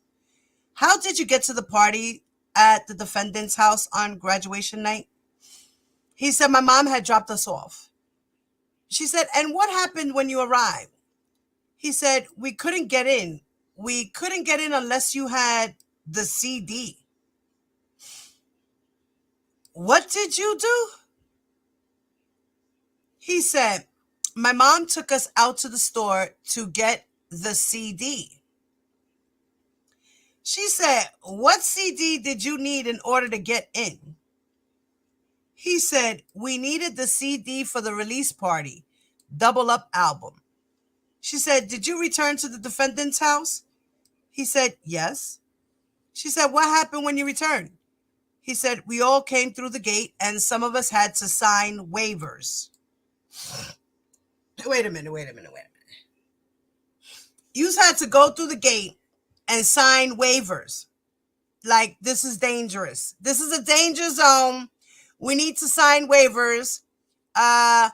Enter at your own risk. Enter at your own risk, okay? Because one of you motherfuckers is going to wind up being raped at the end of the night, okay? So let's make sure we sign these waivers, okay? And what do you mean by waivers? He said, like, can't take pictures, no pictures inside the house. Did you sign a waiver when you went to the Double Up party? He said, no. She said, and what, if anything, did you see some of your friends who had to sign, who did sign a waiver? He said, yes. She said, what, if anything, did your friends provide when they went to sign that waiver?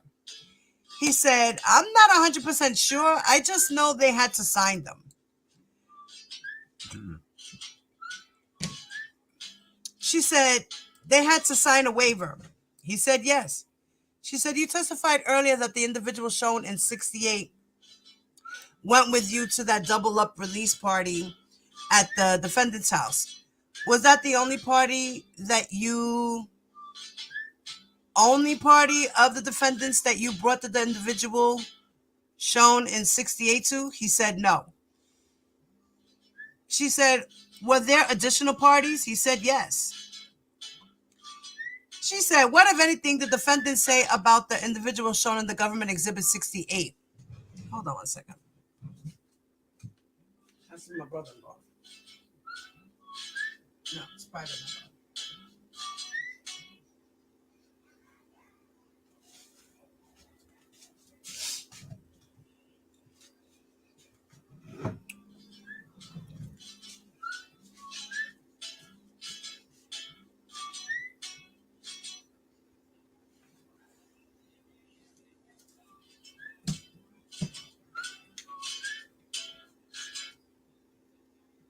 Yo.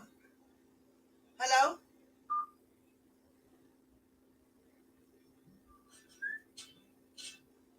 Hello?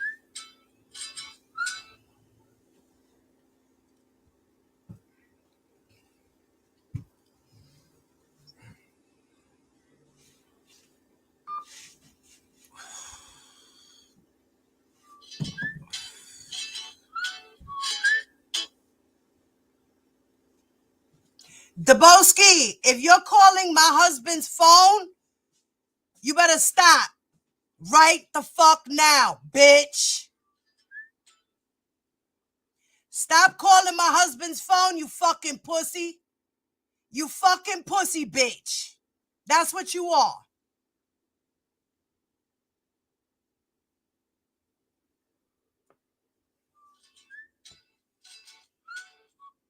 What you want, punk ass bitch?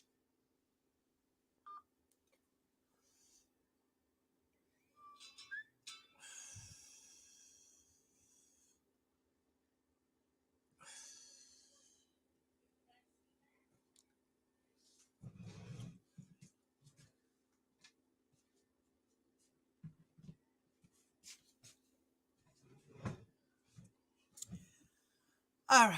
Sorry about that, guys.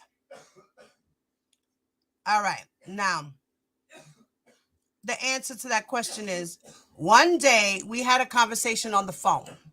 He was telling me, he asked me who he was, and I just told him that was my friend. And then he told me he's pretty funny. Man, just keep bringing him with you. He a funny dude. And in those early years when you first met the defendant, in or around 2006 and 2007, what, if any, interactions did you see the defendant have with the individual shown in government exhibit 68? His answer was, I just remember us going to a party and him coming back to me. It was like anytime we came to a party, it's common courtesy to greet whose house it is. So we go up to him and greet him. And this one time he came back after greeting him and told me he gave him a piece of paper. And when you say that it's common courtesy to greet him, who is the him in that sentence? He said, Robert. And you said that at some point he came back. Were you talking about the he in that sentence? Is that the individual shown in 68 or the defendant? He came back. That's shown on the screen. And what, if anything, did he show you? He showed me he had a piece of paper in his hand. What was on the piece of paper? His phone number. Whose phone number? Robert. The defendant's? Yes. After that initial time in the defendant's garage, where the defendant gave you oral sex, did you continue to have sexual encounters with the defendant? He said, yes. Woo! And the defendant continued to have sex with the young boy.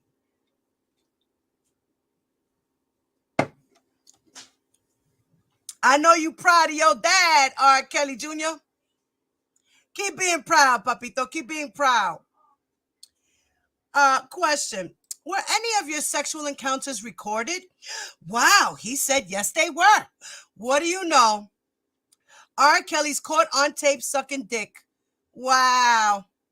R. Kelly's probably caught on tape getting some in the ass. Wow. What I would fucking do to see those, boy. Just to fucking, I would fucking OMG. Just to see that shit. Oh, Lord. Woo, woo. You know, she had asked him how. He said, you know, on a camcorder, tripod, or an iPad. She said, and when you say on a tripod, what do you mean? He said, basically a tripod holds the camera up. She said, there was like a camcorder on top of the tripod? He said, yes. R. Kelly likes to set up those cameras. He was set up, all right. He set up the cameras. He sure did. He sure the fuck did. R. Kelly, keep setting up those cameras because you're the one who did this. You're on tape. It's your face on the camcorders, okay, on the iPads. That's you. Yup, that's you. And then Miss Getty says, and on other occasions, did you say the defendant also used an iPad?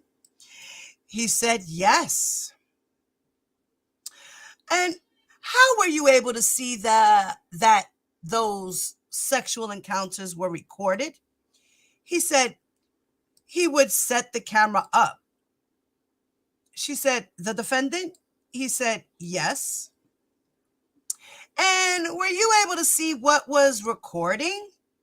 He said, I can't see what's recording, but I know where the camera is angled to. She said, and was the camera angled towards you and the defendant engaged in the sexual encounter? Mr. Koenig said, objection! Leading. Now you're going to call my phone, you punk ass bitch? Leave me the fuck alone, bitch.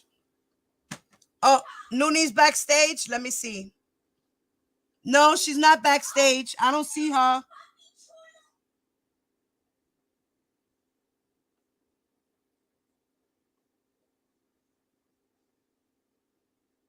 I don't see Noonie. Noonie, if you coming back up, if you coming up, mommy, come back up again.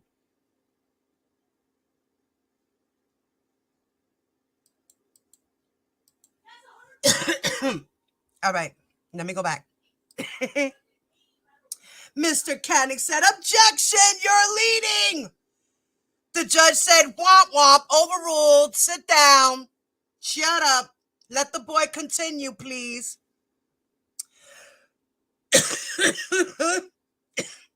And then he said, yes. So yes, R. Kelly was angling the cameras right at them so he could make sure he got the angle. He always got to make sure he got those angles right. We all seen that.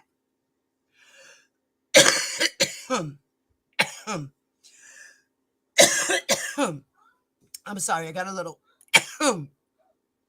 shit. A little dry throat. Sorry, guys. So then Ms. Geddes had asked him, so what, if anything, did the defendant ask you to call him? He said, Daddy. R. Kelly Jr. R. Kelly Jr., they calling you Daddy. Oh, shit. Oh, shit, Daddy. Oh, man. You be doing that with the boys, too? You be telling them to call you Daddy? Huh? R. Kelly Jr. is so proud of his dad. Keep fighting the good fight. Keep fighting the good fight. So then Ms. Geddes said, what was that? He said, Daddy.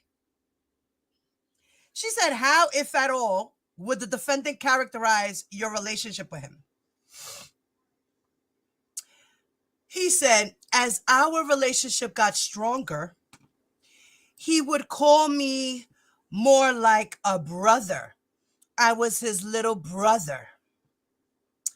At any point, did your sexual encounters with the defendant include anyone other than you and the defendant? He said, yes. Ooh, they added other people. Look at that.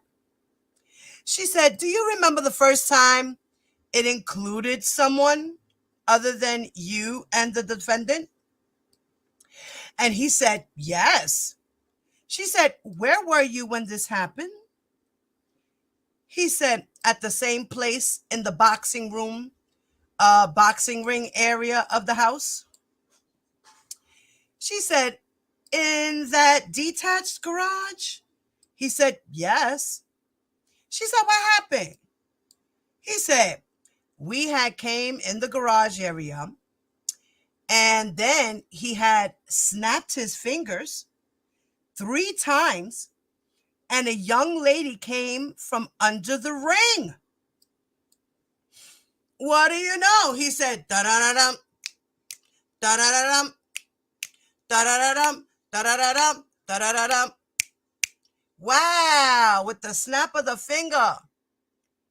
Yo, Dad, you should be so proud of your dad that he could snap his fingers and people jumping out and doing whatever. You like that too? You like to have control? Huh? You like to have control. I get it. I got it. I understand. You're a control freak. It's okay, all right, Kelly Jr. It's okay. Then she says, and when you said we had come into the garage area, who was the we? He said, me and Robert. She said, and who snapped his fingers 3 times? He said, Robert. And you said that young lady came out from underneath something. Is that right? He said, yes. She said, where did you first see that young lady? Where did she come from? I wonder, where did she come from? He said, from under the boxing ring. What? Under the boxing ring? Oh, Lord. How long was she sitting under there waiting? I wonder the torture she went through just to sit there and wait. How long was she sitting under that boxing ring waiting? Then Miss Geddes continues to say, what happened after the defendant snapped his fingers 3 times and the young lady came out from under the boxing ring?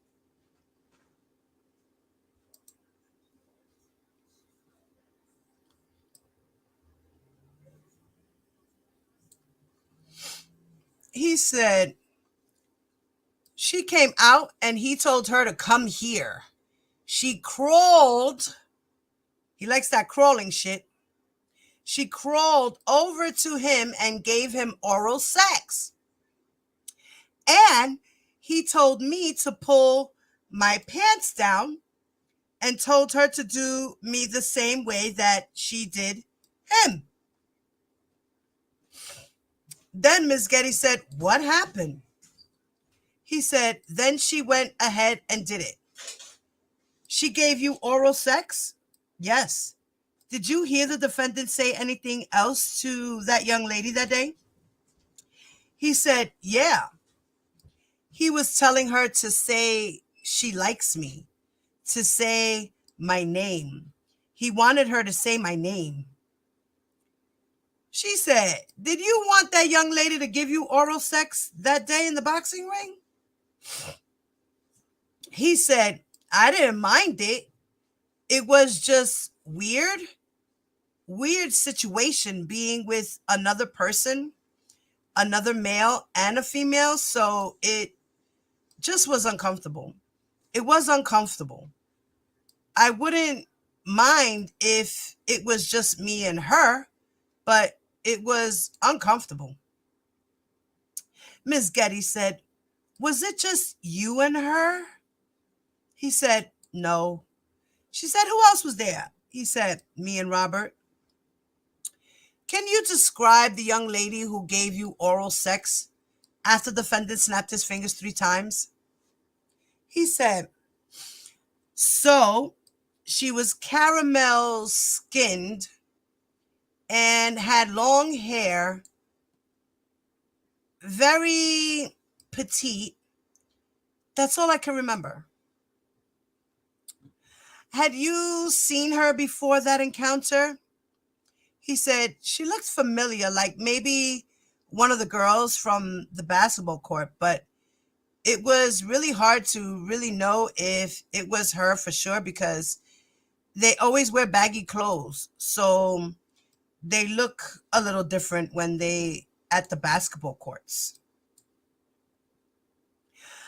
She said, "What, if anything, was she wearing when she crawled out from underneath the boxing ring?" He said, "She was naked. She was already naked under the boxing ring." Wow. "Did you ever encounter the defendant when you were intoxicated?" He said, "Yes." She said, "What happened?" He said, "I remember the time when I was at the party and I got so intoxicated and I was very drunk. So I passed out on the couch." She said, "Where was the party?" "This party was held at the 5-star inside the house, Olympia Fields."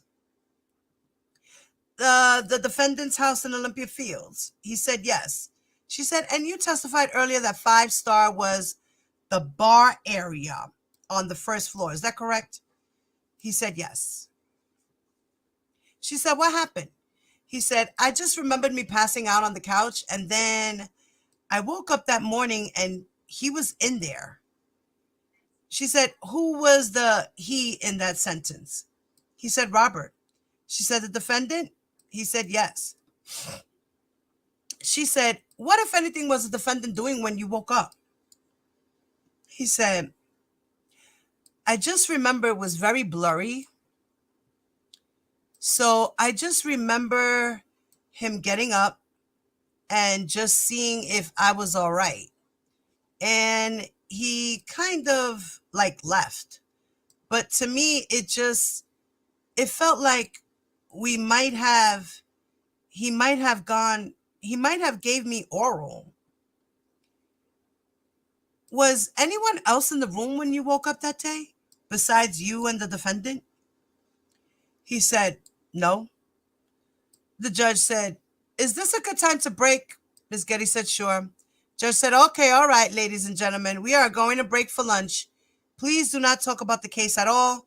I will see you at 2:15. Okay.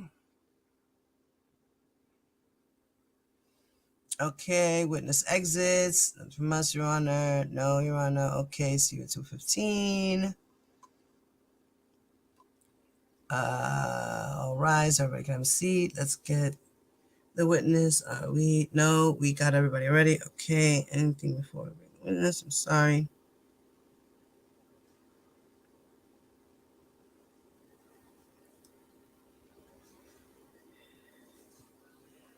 Okay.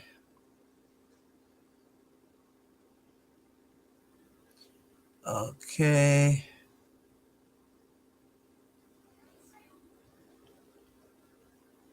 Okay. Okay. Continuing. Now, Ms. Getty says, earlier today, you testified about the first time that you met the defendant. Who was, do you recall the name of the individual who the defendant wanted to be put in touch with that day at the McDonald's? One of the managers, he said. She said, do you remember her first name? He said, Valerie. Now, Valerie was a manager. Valerie Payton was considered a manager. What? What?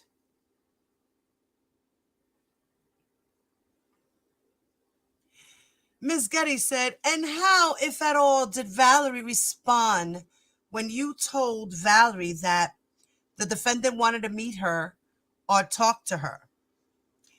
He said she really didn't know who he was. Before we broke, you testified about a time you were at the defendant's house and you were intoxicated.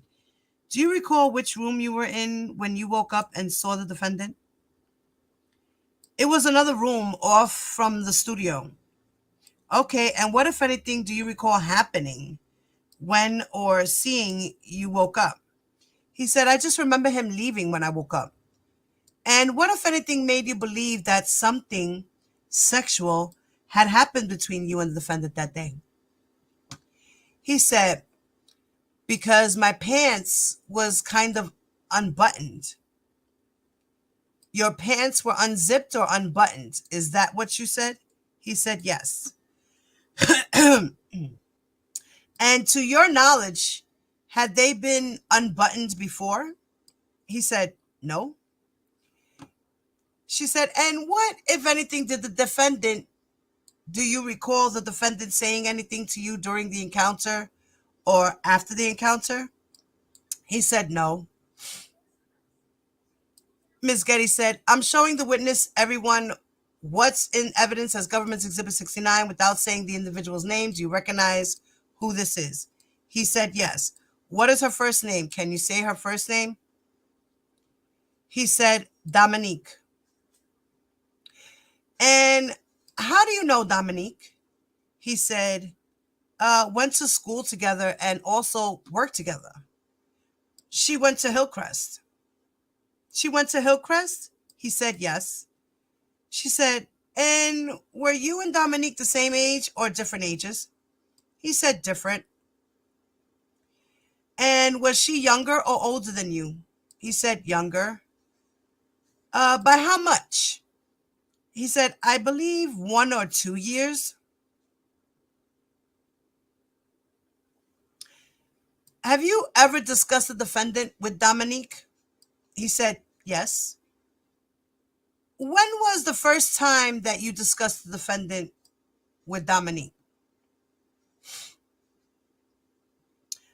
We was at McDonald's. And you testified earlier that you worked with Dominique. Where did you work with Dominique together? He said, in McDonald's. And which McDonald's was this? He said, Richton Park, Illinois. So a different one than the Markham McDonald's where you met the defendant?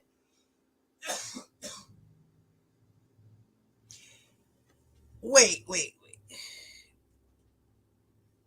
So that means he met Dominique because allegedly, right? Dominique supposed to had met R. Kelly in 2009. So he met R. Kelly in 2006. So this was 3 years before.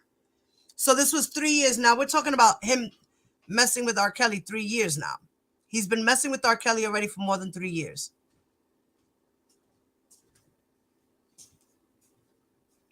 Because now he meets Dominique. And he knows who Dominique is. And he knew her from school and from the McDonald's because they work together.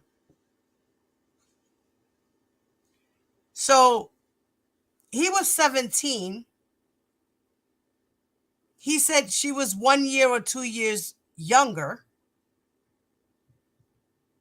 So yeah, so she was if he was 17 when he met R. Kelly, 18, 19, 20. He was 20 and Dominique was 17 or 18, something like that. Okay, when he finally met her. So then he said, correct.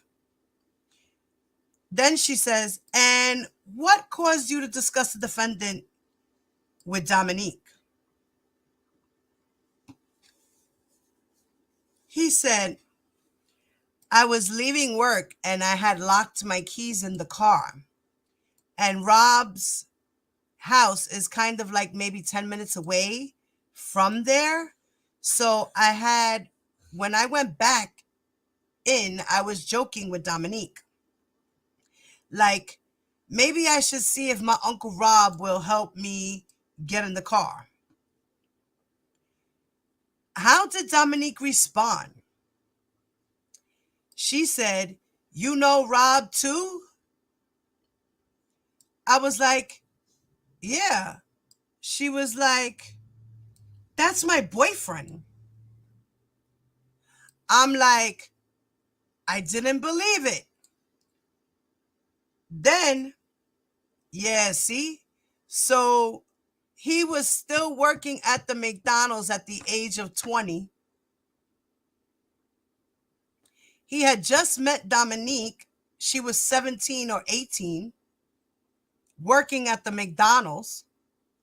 And she said, that's my boyfriend. And he's like, he didn't believe it. Miss Getty's asked, so what, if anything, did she do or say after that? He said, she showed me the tattoo behind her ear. She has a tattoo behind her ear? And what was on the tattoo?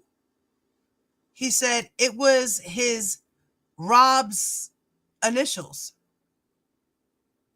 So it was RSK or RK behind her ear. And what happened after that? He said, she said that she can call him and get him to help me get in the car. Miss Getty said, and did she in fact then call the defendant? He said, yes.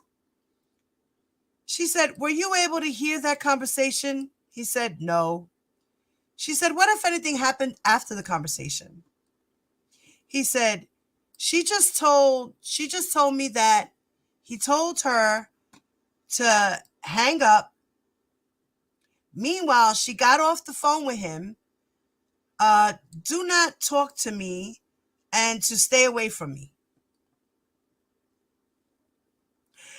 And that's what R. Kelly told her. Don't talk to him and stay away from him. Ms. Getty said, did you continue to associate with Dominique after that? After the defendant told her not to speak with you? He said, yes. She said, and to your knowledge, did the defendant ever learn that you continued to speak with Dominique? He said, yes. So R. Kelly found out that they were talking. She said, how did you learn that the defendant learned you were still talking with Dominique? Mr. Canick said, hearsay, objection. The judge said, are you objecting? I hear you not that good. Mr. Canick said, yes, I am. The judge said, well, from who did you hear it? The witness said, I'm sorry, what was that? What was the question? Ms. Getty said, did you ever how did you learn that the defendant found out that you continued to associate with Dominique? The judge said, if that's a conversation with someone other than the defendant, I will sustain the objection. And he said, the judge said, Did you speak to the defendant about it? Did you speak to Mr. Kelly about it? The witness said yes. The judge said, all right. Is that okay? What happened? And then he says, well, you want to know how he first found out? Or she said, did you overhear a conversation between the defendant and Dominique? He said, yes. She said, and where were you when this conversation took place? He said, she was on the phone. We was on the phone. Me and Dominique was on the phone. She said, and at some point, did you hear the defendant during that conversation? He said, yes. She said, what did you hear the defendant say? He said, who you on the phone with? And then she just dropped the phone and he got on the phone. And what did he say to you? He said he kept saying, hello, hello, and I just hung up. And this conversation, this telephone call, where you were speaking with Dominique and the defendant got on the phone, was this before or after you met the defendant at the drive-thru in Markham McDonald's? He said after. She said, was it several years after? He said yes. And when you spoke with Dominique that day, were you calling from your phone number? He said yes. She said, how, if at all, did your relationship with the defendant change after that telephone conversation? He said, he really didn't want nothing to do with me. She said, the defendant stopped having anything to do with you or didn't want anything to do with you. Is that what you said? He said, yes. I want to direct your attention to October of 2011. What, if anything, happened then? He said, I'm not sure. What's your question? She said, were you arrested in October of 2011? He said, yes. She said, what were you arrested for? He said, robbery. She said, did you in fact commit the robbery? He said, yes. She said, how did you resolve your case? He said, plea deal. She said, you pled guilty? He said, yes. She said, and do you recall what your sentence was? He said, 5 years probation. She said, were you the only one charged with that particular robbery, or were there other people charged with the robbery? He said, others. She said, I'm showing what's in evidence as Government Exhibit 68. Was the individual shown in Government 68 one of the individuals charged with that same robbery? He said, yes. She said, and after he was charged, was he immediately released on bail or did he remain in jail for a time? He said, he remained in jail for some time. She said, did you have a conversation with the defendant about the individual shown in Government Exhibit 68? He said, yes. What was the nature of the conversation? He said, he had asked, have I seen him? And he was asking, he said, he haven't heard from him. He'd been trying to get in touch with him. Ms. Getty said, who asked you if you had seen the individual shown in 68? He said, Robert Kelly. She said, did you tell the defendant where the individual shown in 68 was? He said, yes. She said, what, if anything, did the defendant say? He asked why he was still in there, and I told him because he didn't have bail money. And what happened? He said, once I told him the certain amount, he just said, oh my God, I don't have it. Ms. Getty said, at some point, did the defendant provide some money for this individual's bail? Mr. Koenig said, objection. The judge said, sustained. Unless you had a conversation with the defendant about it. The witness said, yes, I did. The judge said, okay, you spoke to Mr. Kelly about this subject, about giving bail money. He said, yes. The judge said, all right, go ahead. Miss Getty said, and what, if anything, did the defendant say or do? He said, he did. So he gave me a certain amount that he did have, which was $2,000. The defendant gave you $2,000. He said yes. And what did you understand that money was for? For his bail. For the individual shown in Government Exhibit 68. Yeah. Was that $2,000 ultimately used to pay the individual in 68's bail? He said, no. What did you do with the money? He said, kept it. What? And was the individual shown in 68 released on bail at some point? He said, yes. I want to direct your attention to 2018. How would you characterize your relationship with the defendant at that time? He said, I would say we had a good relationship, more of a friendship. And where would you spend time? Did you continue to spend time with the defendant? He said, yes. Where did you spend time with the defendant in or about 2018? He said, mostly playing basketball. And would you see him outside of the basketball courts as well? He said, yes. Where would you see him? He said, either we'd be at parties or we'd be at a cigar lounges, or that's mostly it. Or we'd go out of town or like a bar or somewhere, a club or something. Where did you attend parties with the defendant? He said, in the studio in Chicago. Do you recall the street where that studio was located? He said, Justine. It was located on Justine Street? He said, yes. She said, did there come a time when you and the defendant and the individual shown in Government Exhibit 68 were all in the same place together after the defendant was no longer living at Olympia Fields? He said, yes. Where was it that the three of you were all together? He said, at the Trump Towers.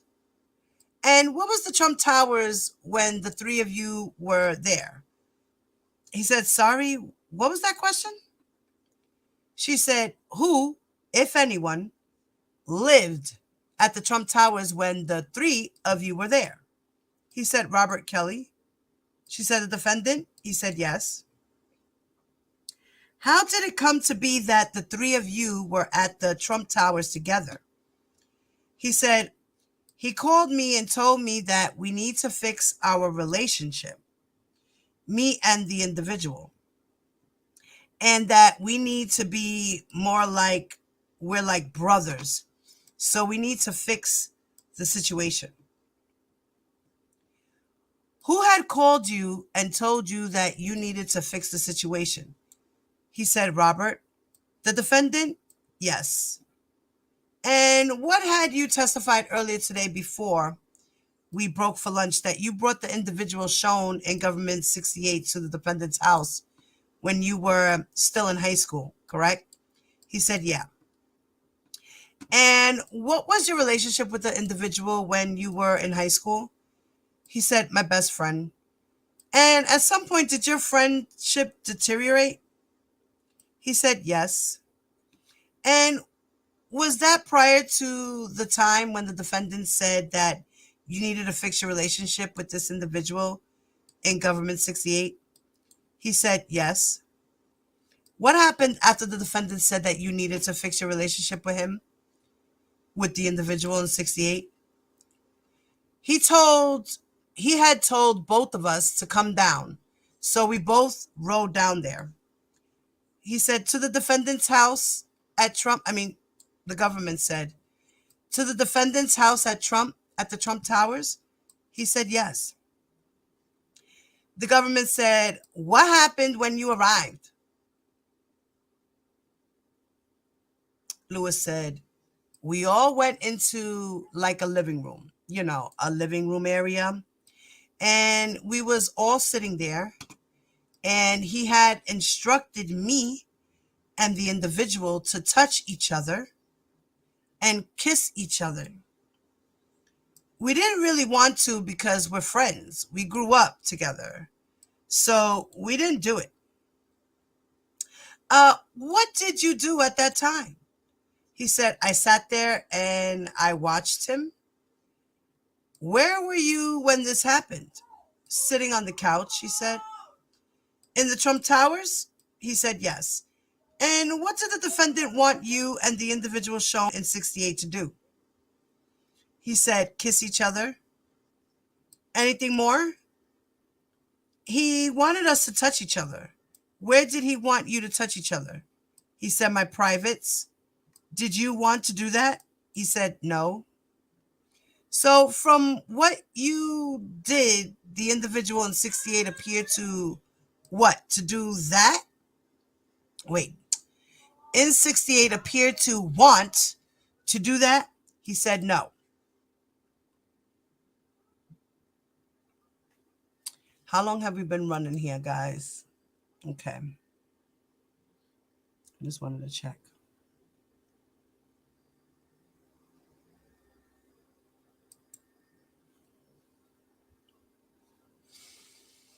Now, Ms. Geddes had asked him, did you express that to the defendant?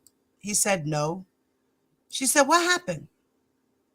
He said, since we wasn't doing what we was told, he told the individual, come on, let's show him how it's supposed to be done.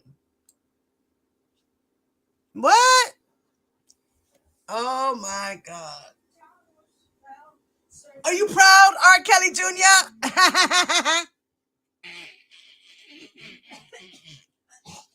Are you proud, my man, of your Uncle Rob, your daddy?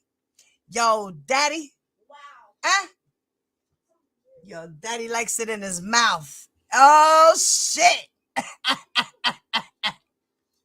And you are Kelly Jr.? Boy, you better stop. When you say, Ms. Geddes said, when you say he told the individual, who is the he in that sentence? He said, Robert. And I think going forward to the extent you can, let's try to refer to the individual as number 68. Is that okay? He said, number 68, okay. So the defendant told the individual, number 68, Government's Exhibit 68, to do what? He said, let's show him how it's supposed to be done. So what, if anything, did you observe? He said, I saw them having sex together. Oh, he was getting it in the butt. He was getting it in the butt. He was doing the butt. Oh, sassy. Hey. Then Miss Geddes said, what did you do after that? He said, I was instructed to go sit in the bathroom. Who instructed you to go sit in the bathroom? He said, Robert. The defendant? Yes. During the encounter that you witnessed between the defendant and the individual 68, who, if anyone, appeared to be in charge? He said, Robert. She said, how so? He said, he instructing us what to do. When you say us, are you referring to yourself and individual 68? He said, yes. She said, I'm showing you what is in evidence as Government's Exhibit 78 without saying who it is. Do you recognize the individual shown in Government Exhibit 78? He said, yes. Have you ever had a sexual encounter with the individual shown in Government Exhibit 78? He said, yes. She said, now, at the time when you had that sexual encounter with this individual in Government Exhibit 78, did you know her name? He said, no. She said, where was it that you had sexual encounter with this individual? He said, in the studio on Justine. Whose studio? He said, Robert. The defendants? Yes. Why were you at this studio? We were all hanging out that night. We went out for some cigarettes, and eventually we went back to the studio to listen to some music. She said, who was hanging out that night? He said, I can say the name? She said, yes. He said, me, Robert, and Julius. Wow. Julius was around. I wonder about Julius. Miss Getty said, and who did you understand Julius to be? He said, A&R. What is a A&R? He said, somebody to help you develop your music.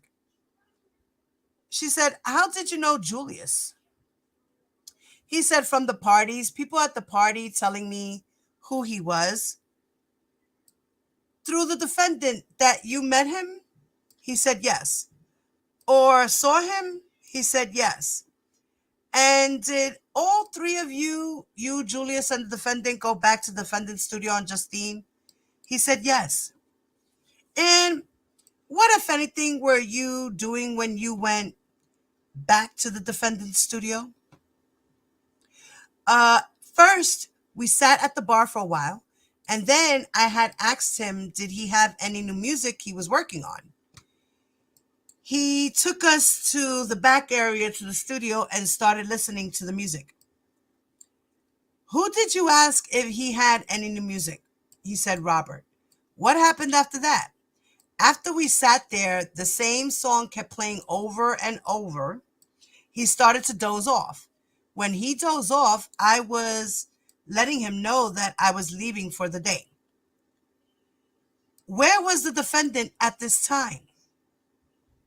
He was all sitting on a couch in the studio. Do you remember what room in the studio you were in?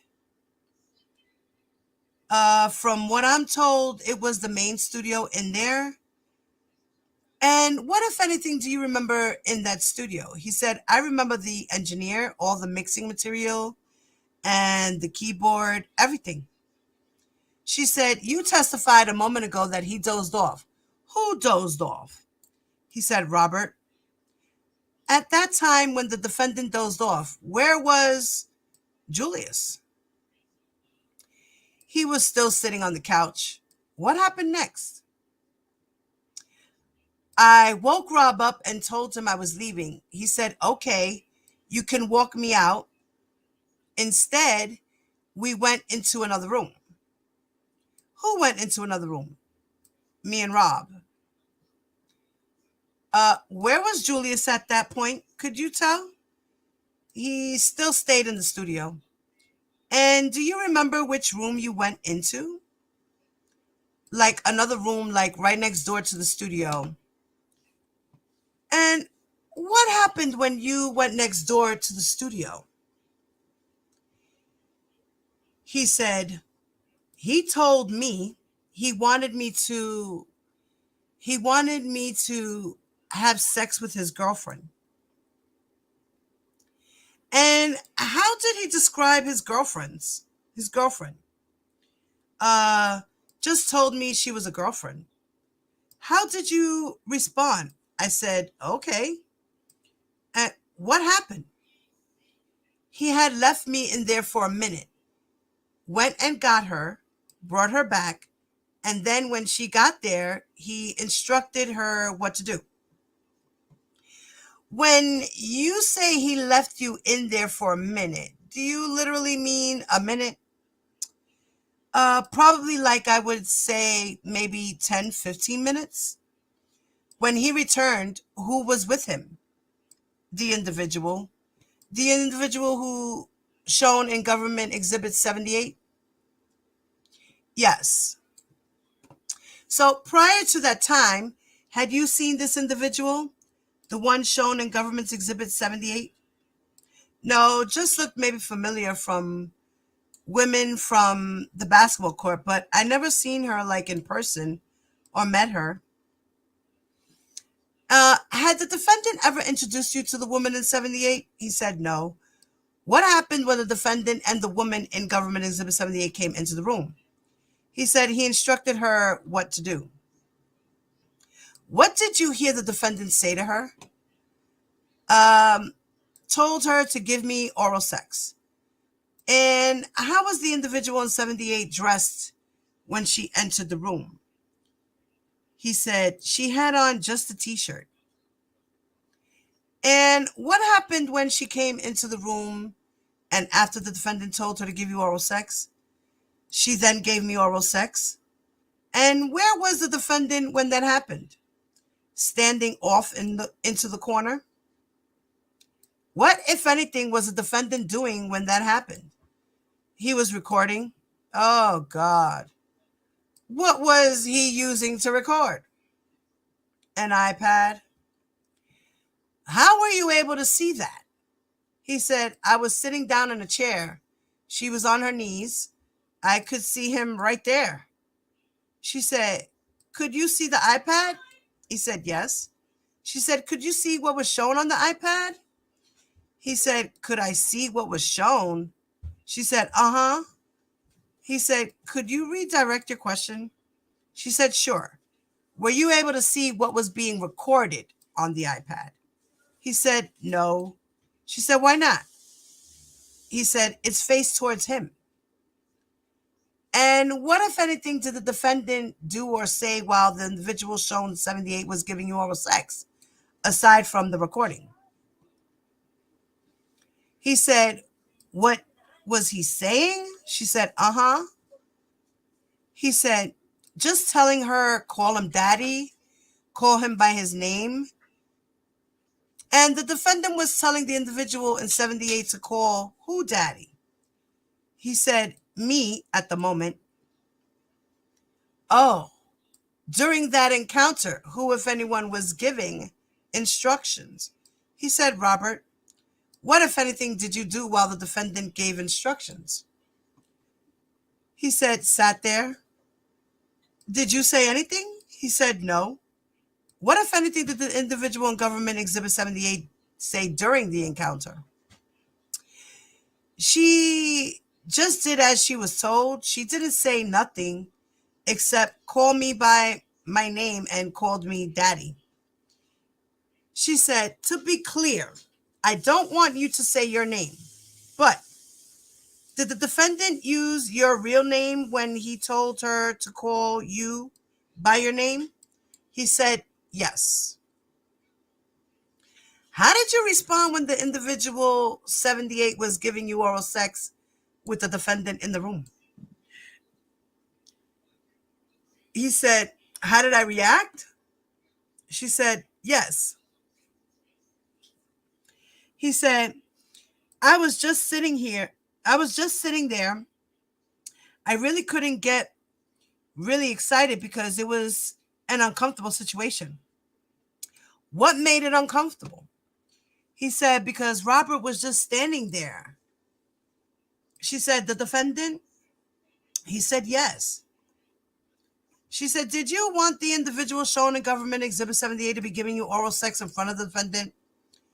He said, no. She said, what, if anything, did you defendant say? He said, he's seen I wasn't getting excited from what was going on. He was like, I'm confused. I don't know what you want. I don't want if you want a woman or a man. So he must have said, I don't know what you want. I don't know if you want a man or a woman. And that's what he said. You proud of your uncle? Oh my God. Anybody who, I cannot. You people who are standing up for this man, it's disgusting. I cannot.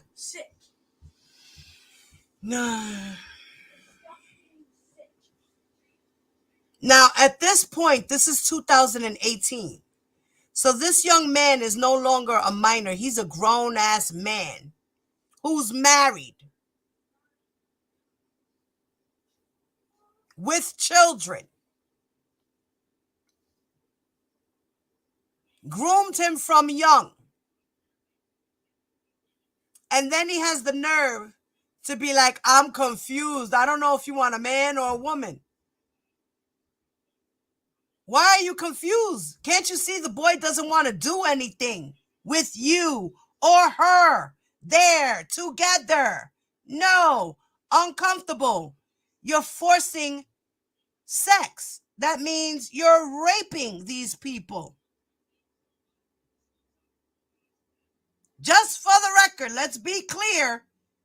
He was committing rape, forcing people to commit rape on each other.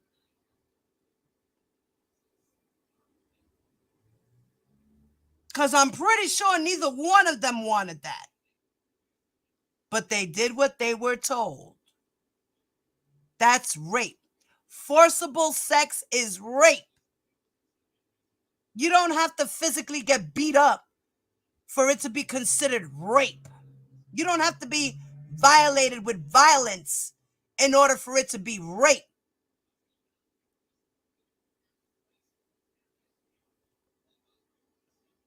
Ms. Getty said, just to be clear for the record, when you say that you weren't getting excited, do you mean you weren't sexually responding to what was happening?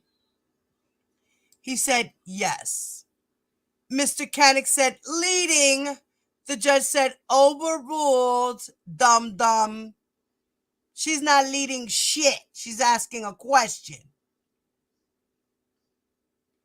During the time that you spent with the defendant at his house or at his studio, and by the way, before I ask that question, you testified earlier about the studio at Olympic Fields and also about the studio on Justine Street. Have you visited any other studios that the defendant used? He said yes. She said, where were those? He said, on Ohio Street. She said, do you recall when the defendant, when you say Ohio Street in that city? He said, Chicago, Illinois. Do you recall when the defendant was using the studio on Ohio Street? He said, I'm not sure of the dates of the year. I know it was in between Olympia Fields and Justine. Give me 1 second, guys.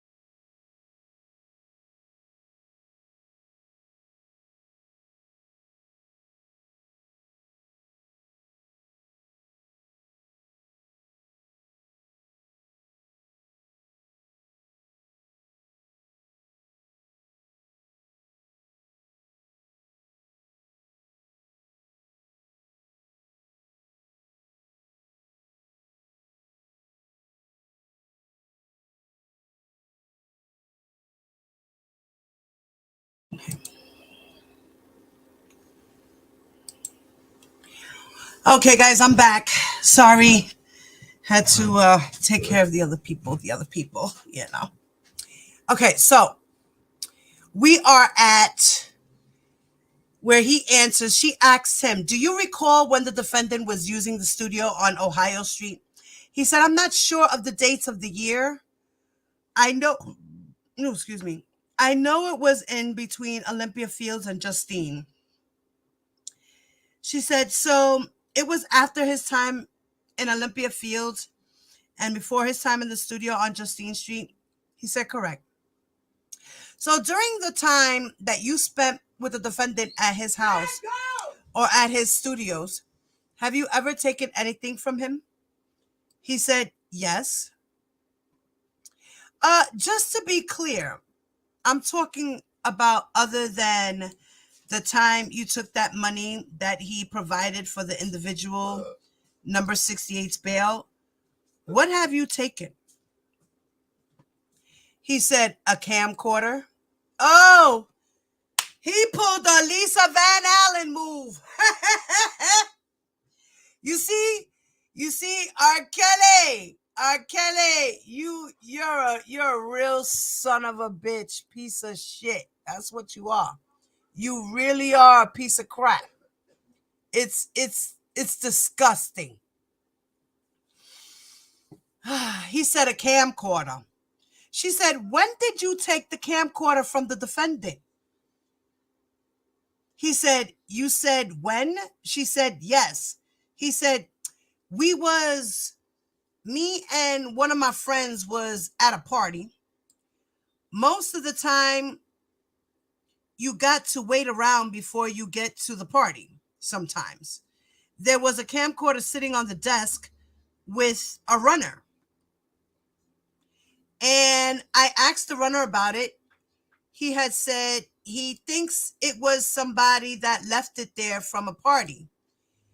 It was there for some days, so I took it. When you say a runner, who are you referring to? What do you mean by a runner? He said, "Someone who works for Robert." Where was this happened? He said, "The house in Olympia Fields." She said, "What, if anything, did you do with the camcorder?" He said, "I took it home and watched it."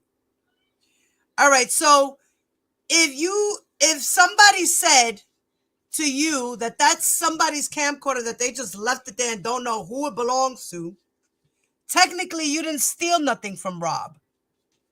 It wasn't his to begin with, right? I'm just saying. Then Miss Getty says, "What was on the camcorder?" He said, "It was just him rehearsing." She said, "The defendant rehearsing?" He said, "Yes." She said, "And what happened to that camcorder?" He said, "Later on, my friend had called me and told me to give it back." The individual who called you, was it the individual shown in Government Exhibit 68, which I'm putting on the screen? He said, "Yes." "What did you do with the camcorder at that time?" He said, "Gave it to him. He took it back." "You gave it to this individual?" He said, "Yes." In 68, for the record? He said, "Yes." Aside from that camcorder, was there anything else that you took from the defendant or the defendant's residence? So he gave back his friend the recorder. So was it his friend's camcorder or was it R. Kelly's camcorder? I'm confused. Are you not confused, guys? I'm confused. What happened here? He said, "No." She said, "Do you remember the last time that you saw the defendant in person?" He said, "Yes." She said, "Prior to today?" He said, "Yes." She said, "Where did you last see the defendant in person?" He said, "At the Trump Towers." She said, "Where was the defendant living at that time?" He said, "At the Trump Towers." She said, "What led to you seeing the defendant at the Trump Towers?" He said, "He told me he needed to talk to me." Do you remember approximately when this happened? When you last saw him? He said, not sure of the date. She said, you said that you saw him at the Trump Towers. Was that the Trump Towers in Chicago?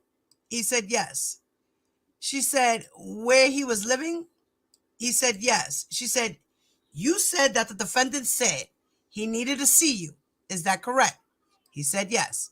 She said, who, if anyone else, was there when you saw the defendant at the Trump Towers that day? Hey! Where's my cat?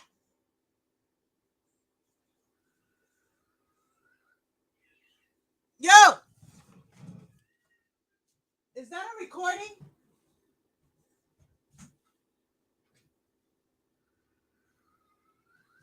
Fucking motherfucker. I'm over here thinking that my son is harassing the cat because you know he's bothering him. Sorry, baby. Sorry, I heard somebody harassing my cat, but it was actually my husband listening. I thought it was somebody harassing my cat. I don't fuck with my kids. So anyway, sorry. Then he answered, she said to him, so who, if anyone else, was there when you saw the defendant at the Trump Towers that day? The only person I saw there that day was him. She said, what happened when you saw the defendant? We sat in the hallway. She said, which hallway? He said, of the Trump Towers. And do you remember what floor you were on? He said, no. She said, do you remember what happened when you saw the defendant? He said, he came to the door. He came out, said, we need to talk. He had a notepad and a pen. Now, remember, this was in 2018, he said. She was mentioning that this was in 2018. So he had a notepad and a pen. She said, and were you meeting with the defendant inside an apartment at the Trump Towers or outside? He said, outside in the hallway. She said, okay, so in the hallway outside of the apartment, is that correct? He said, correct. She said, you testified he came out with what? He said, a notepad and a pen. She said, what did he say to you? He said, he told me, he said he needed me to write this letter to protect me and him. And how did you respond? I said, okay.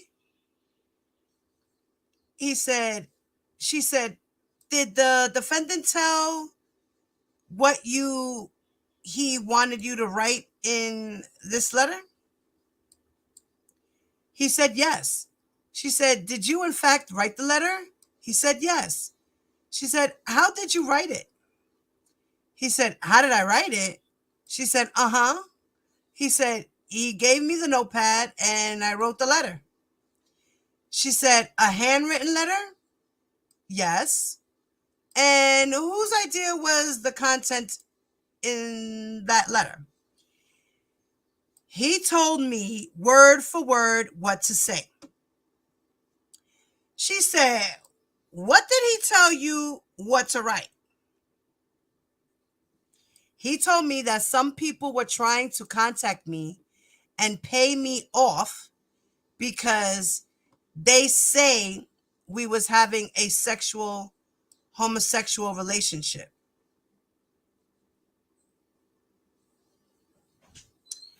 Wait a minute, y'all.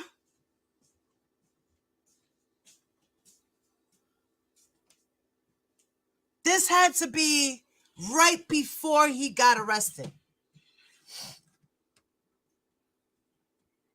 This had to be right before he got arrested.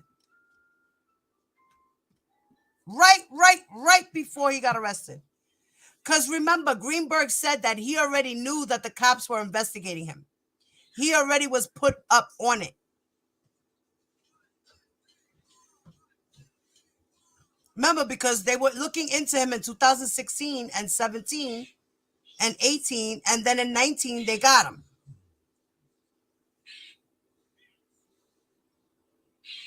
So Ms. Geddes continues to say, and so what did he want you to say about that?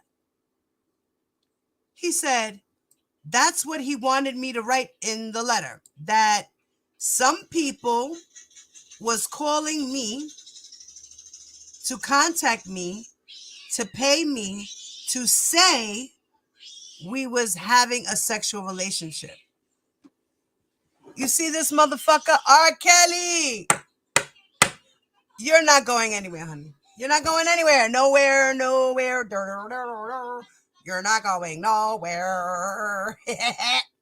You already got convicted of these crimes. You got so many more to go. So many more to go. So many more to go. Go, go, go. All right, Kelly is done. The done. Because if his case does get, let's just say, for example, let's just say, right, hypothetically speaking, because I'm not putting that shit in the air, hypothetically speaking, if his case gets overturned, do you think he's going to be out? No. He's got to go right back into the MCC so he can deal with his other case. He's not going to be out on bail because part of these proceedings, Mr. Linenweber said whatever New York says is what I'm going to go by. So they got no bond, no bail. Now he got convicted. Do you honestly think that Judge Linenweber is going to give him bail? No, I don't think so. Sorry. So where is R. Kelly going? Directly to jail.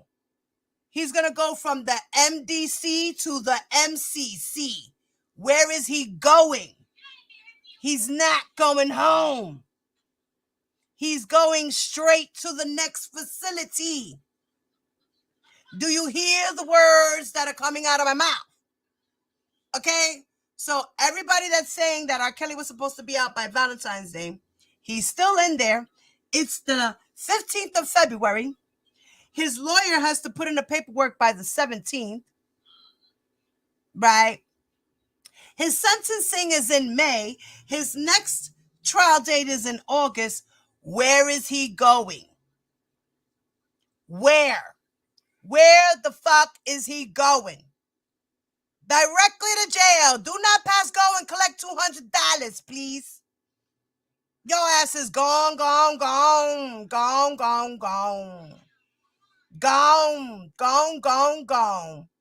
Done.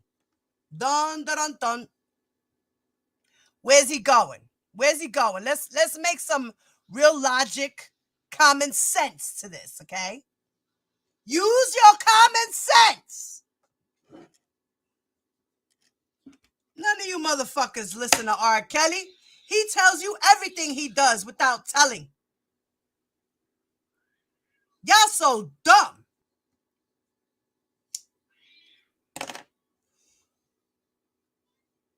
Now, Ms. Geddes says, did you indicate in that letter whether you were or were not having a sexual relationship with the defendant? He said, no. At that time, had anyone contacted you? Had anyone contacted you about a sexual relationship with the defendant? He said, no. Had anyone paid you any money? He said, no. In regard to a sexual relationship with the defendant? He said, no. So was the contents of the letter that you wrote true? He said, no. You testified that the defendant told you it was for his protection. Is that correct? Yes. What did you understand the defendant to mean by that? He said, I thought it was something that will protect us. So what happened in the past will never come to light. He said, Ms. Geddes said, so what do you mean what happened in the past? He said, sexual encounters that we had.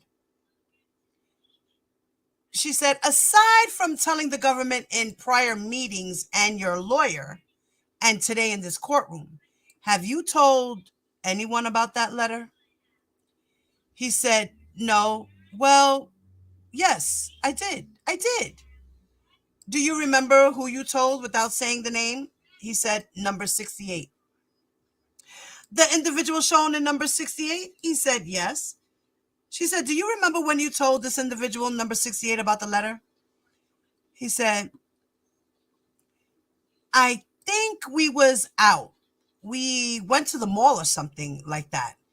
I had just told him that I had to write a letter, and he told me he had to write the same letter. Oh, shit. He had the both of them write those letters. Wow. R. Kelly is just a covering up fool, huh? Always trying to obstruct something. Miss Getty says, I want to switch gears for a moment. Who did you live with during high school? He said, my mom and stepfather. And what, if any, relationship did you have with your biological father when you were in high school? He said, somewhat relationship. Would you spend time with him? He said, yes. When would you spend time with him? Mostly on the weekends. So without saying it, do you remember your home telephone number at your mother's house when you were growing up? He said, yes. She said, did you provide that telephone number to the government? He said, yes. She said, does she still have that phone number today? He said, yes.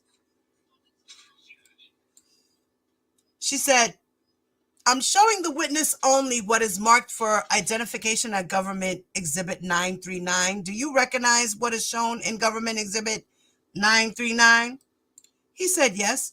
She said, what is that? He said, my parents' phone number. Is that the phone number for your mother and stepfather when you were in high school? He said, yes. Ms. Getty said, the government offers 939. Mr. Kanik said, my only objection is to relevance, Your Honor. And Mr. Kanik said, overruled because all of this right now is relevant. She said, jury only. Ms. Getty said, yes, jury only.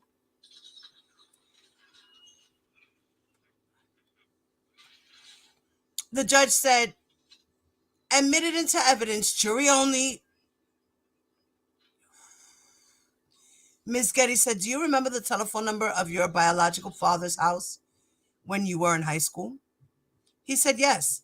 Did you provide that phone number to the government? He said, yes. I'm showing you what is marked for identification as Government Exhibit 953A, witness only. Do you recognize Government's Exhibit 953A? He said, yes. She said, what is that? He said, my father's phone number. And the government offers the exhibit. Mr. Kanik said, same objection. The judge said the objection is overruled. Is this jury only? Ms. Getty said, yes, please. It's admitted into evidence. And then she asks, and finally, are you aware of, was your biological father remarried when you were in high school? He said, yes. And are you aware of her telephone number when you were in high school? He said, yes. Did you provide that telephone number to the government? He said, yes. Okay, government is showing the witness only what is marked for identification 953D. Do you recognize what is shown in 953D? He says, yes. What is that? My stepmother's phone number. Okay, and when you say your stepmother, are you referring to your biological father's then wife? He said, yes. This is where you would spend weekends in high school at their house. He said, yes. Okay, Mr. Kanik tried to object again. The judge said the objection is overruled. Juries only. It's in evidence. Da da da da. Ms. Getty says, since 2007 or 2006, when you first met the defendant, how regularly did you speak with the defendant over the telephone when you were in speaking terms with him? He said a lot. Did he have the same phone number during the 15-year period or multiple phone numbers? He said multiple. He's always got to have a throwaway phone somehow.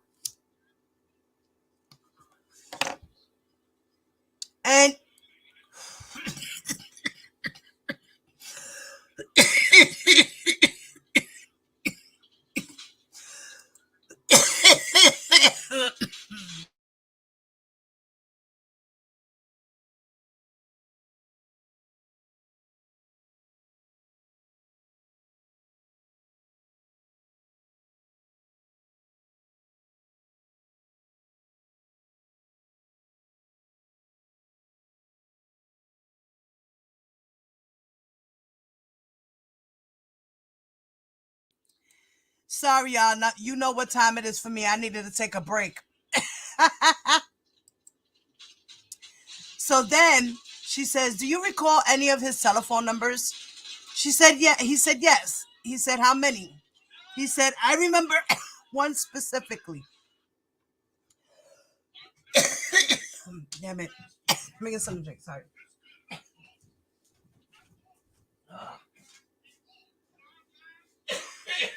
Damn it. Oh.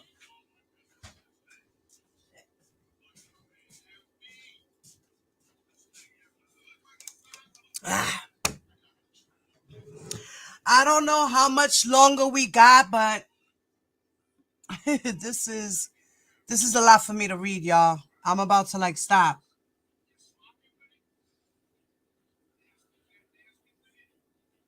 No, Miss Frugal. Yeah. They did not. Whenever they showed stuff for just the jury, only the jury saw it. If it was just for the witness, it was just for the witness. Yeah. All right. When it's just for the witness, it was just for the witness. So the only time the public would see what was published if they say, what's the right word? To the public. They would say publicly show it, display it, and it would be shown to everybody. But if it's for the jury only, then it's just focused for just the jury to see it.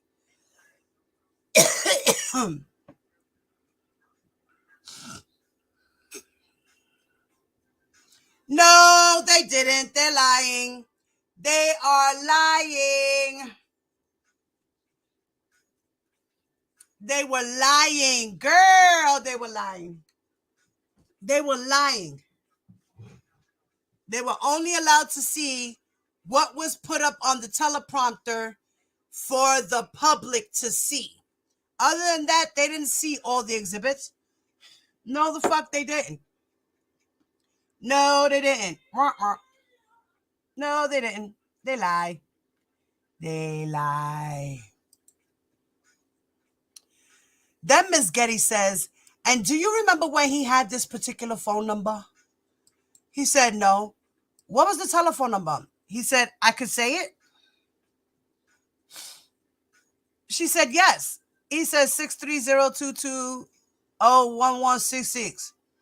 Over the years that you spent time with the defendant, what, if anything, did you see the defendant carrying with him? He said, mostly a backpack. Did you ever have an opportunity to see what was inside that backpack? He said, I don't know everything that was in there, but from most part, I seen an iPad or money come out of it. When would you see an iPad come out of the backpack? At the gym or when the encounter is about to happen? The judge said, excuse me? Did you say it was 630-220-1166? He said, yes, ma'am. She said, sorry about that. Ms. Getty said, who did you see taking out the iPad from the backpack? He said, Robert. The defendant? Yes. Did there come a time that you offered money to a potential witness in the government's case against defendant here? He said, yes. She said, did you learn that at the time you offered that money to that potential witness, that witness was cooperating with the government and was recording your conversations? He said, yes. So what did you offer that potential witness money to do? He said, to not cooperate. She said, with the government? He said, yes. She said, did there come a time when you were arrested and charged with the crime in federal court? He said, yes. What were you charged with? He said, bribery. Just to be clear, was the defendant involved in any way with that offer to pay money to a potential witness? He said, no. So he admits that it was his own idea. He was the one who just did this on his own, because I remember something about him saying, because he didn't want it to get out to the people. You know, he has a wife, he has kids. He didn't want people to know.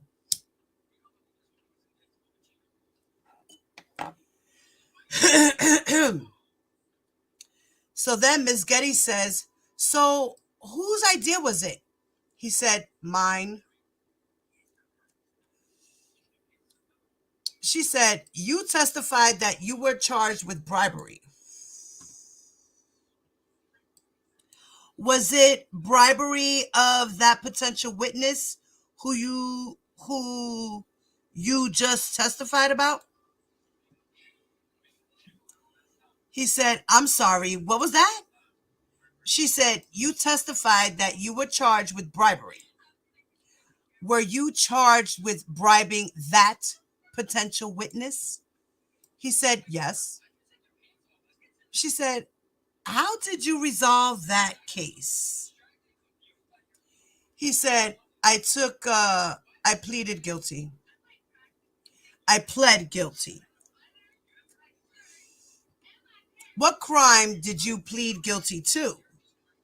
He said, attempted bribery.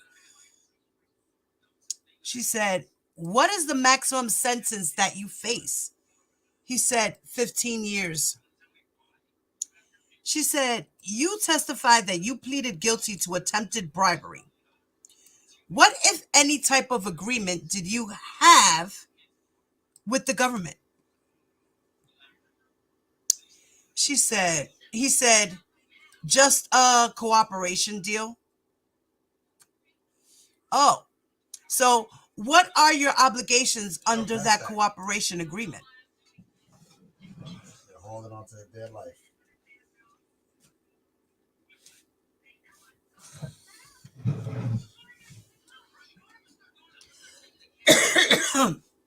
Then he said, to be truthful and honest to the government. So that was his obligation, was to be truthful and honest to the government, like what he's doing right now on the stand. Now, Ms. Getty said, do you have to testify here today? He said, yes. She said, do you want to be here today? He said, no. She said, what, if anything, do you understand you'll receive in exchange for being truthful with the government and testifying here today? He said, a letter. She said, what is in that letter? He said, basically letting the judge know everything I've done up to this point. She said, who writes that letter? He said, the government. That's that 5K letter. He received the 5K letter. If I'm not mistaken, that's what it's called. In that letter, does the government recommend a particular sentence to the judge who will sentence you today? Who will sentence you? He said, no. She said, as you sit here today, do you know what your sentence will be? He said, no. She said, you testified earlier that when you first met the defendant, you wanted him to help you with musical aspirations. Is that right? He said, yes. She said, do you still hope to make it in the music world? He said, yes. She said, what, if anything, over the 15 years that you knew the defendant, did the defendant, do to help with your musical ambitions? All those years, he was back and forth hanging out with R. Kelly. And R. Kelly ain't do shit for him for his music career. Yeah. And now in your 30s, you still want to have a music career? Don't you have a wife with kids? Get a real job. Yeah, no. It's too late, my man. Too late.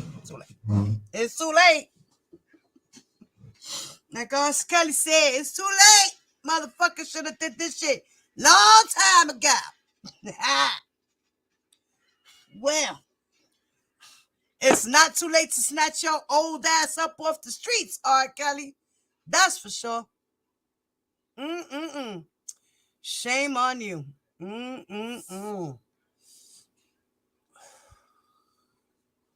Then Miss Getty says, how, if at all, do you believe that your testimony today will affect your ability to make it in the music industry?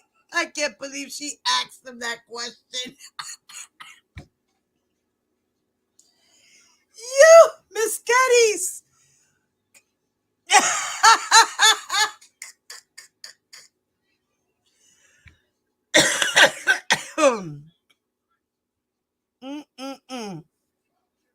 She is funny.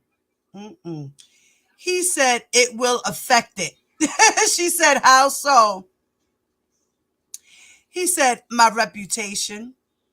She said, in a good way or a bad way? He said, in a bad way.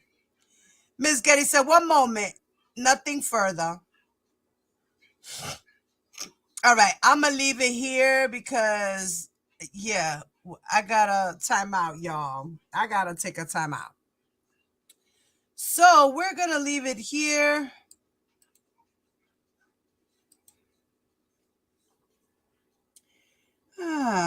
Okay.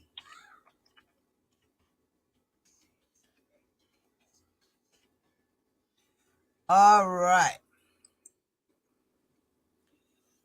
So it's actually 1970 is the page.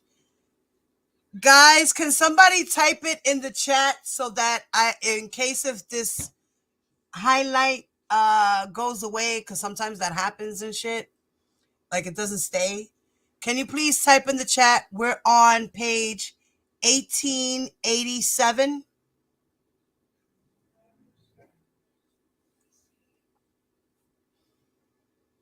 We're on 1887. And it's a cross-examination by Canick. So if you want, we'll do part 2. And we'll do Canick, his cross-examination of Richard. All right, y'all. Does that sound cool to y'all? What? We good with that? We good? We good?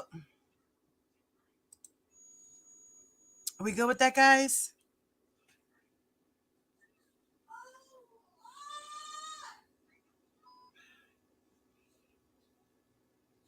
They sure did lie to them.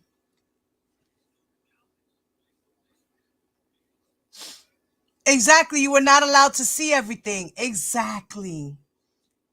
And no stock in Apple. Facts, Robin. Like what?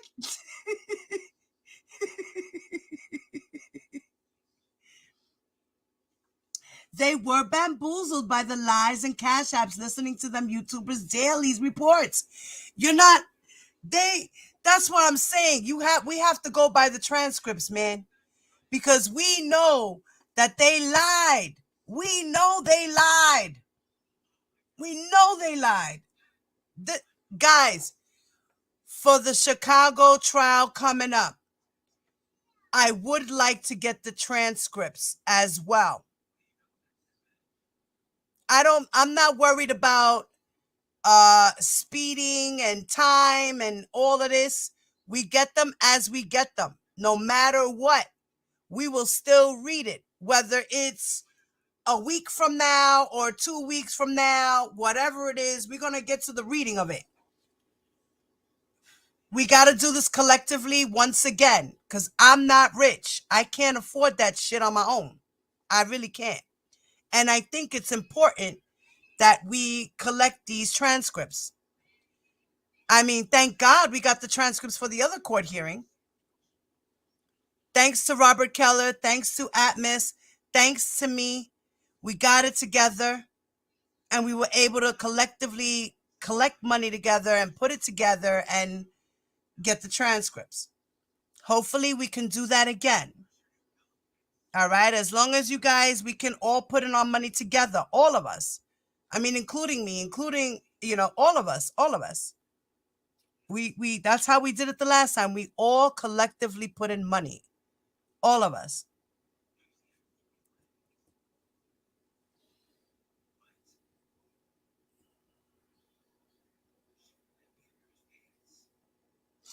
Was when what HBCU FAMU was established. ¿Qué es eso, loca?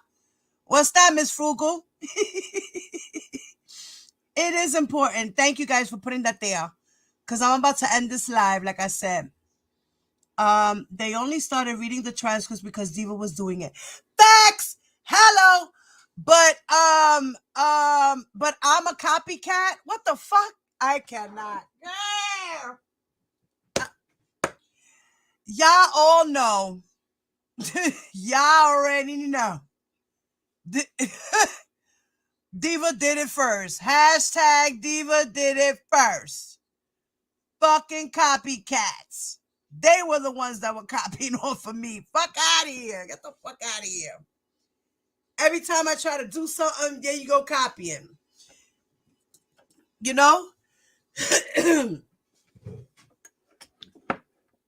Like, get the hell out of here. You crazy, lady. You better go sit somewhere and go say a prayer somewhere or something for yourself, girl. That's why she was crying today. You know that, right? When she did her little live today and she started crying because those certain words, let me see, what were the exact words? Because I screenshotted that shit. Because that shit hit her real hard. And you want to know why I hit her real hard? I'm going to tell you why I hit her hard. Espérate. Let me espérate. My phone's about to die. Damn it to hell. Hold on. Let me get the, wait. Where the hell's my, okay, gallery.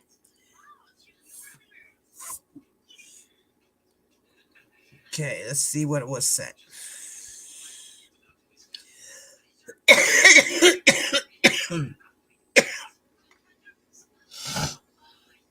Okay.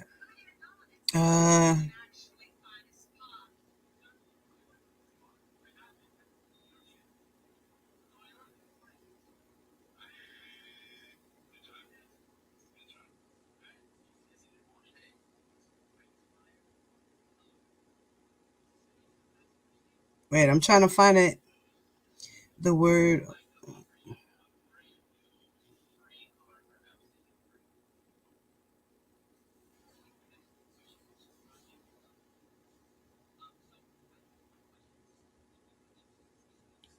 Okay.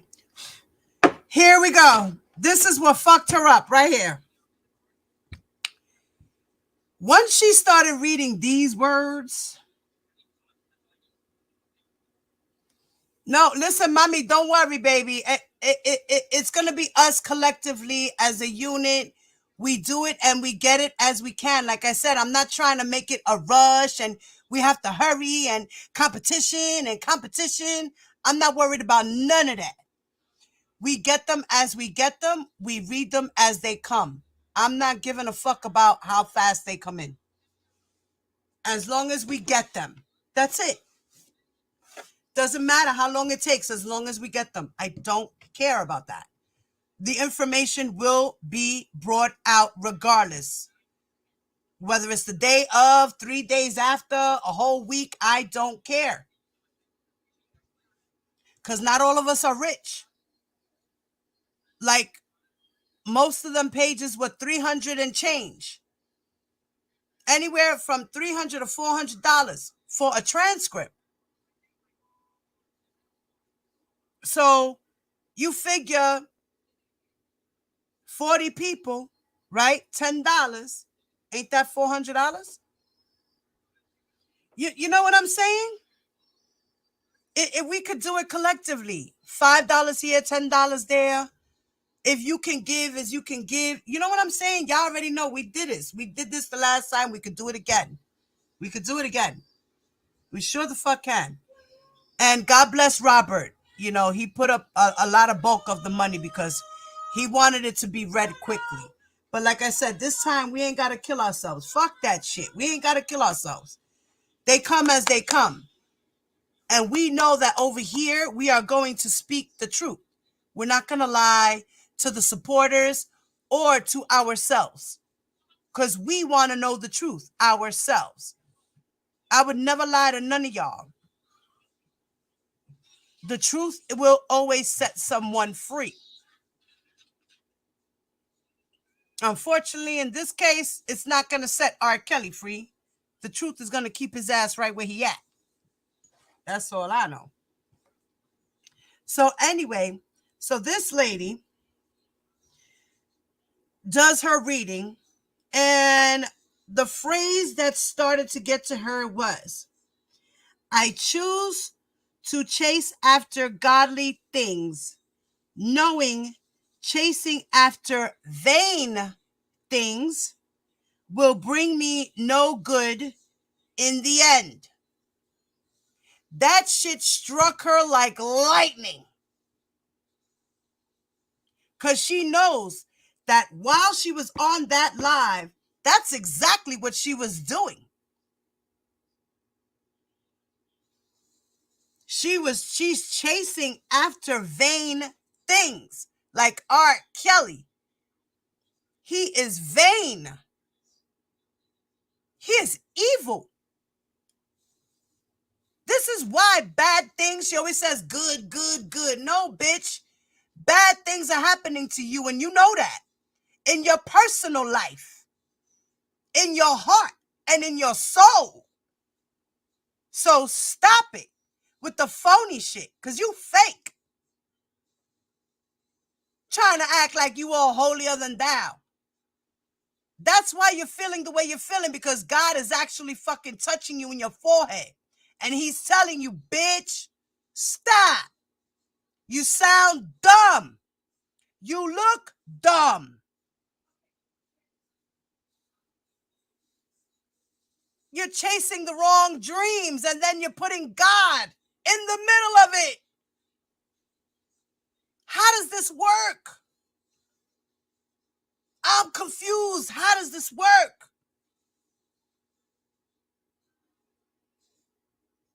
Psh.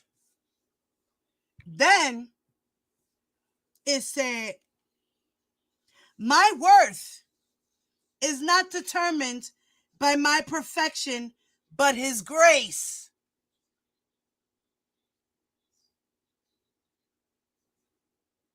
Crazy. That shit hit her like a ton of bricks. God slapped her on the fucking forehead. He said, you fucking pendeja. You're a pendeja. Stop being a fucking pendeja. You huevo head.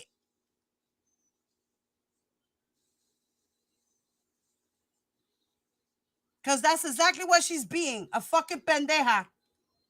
A pendeja. A sucker for Kelly.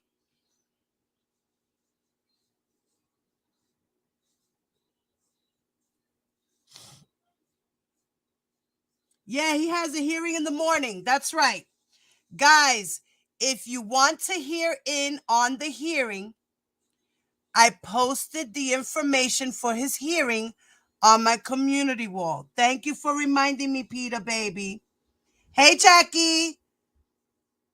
Noonie, you back, mama.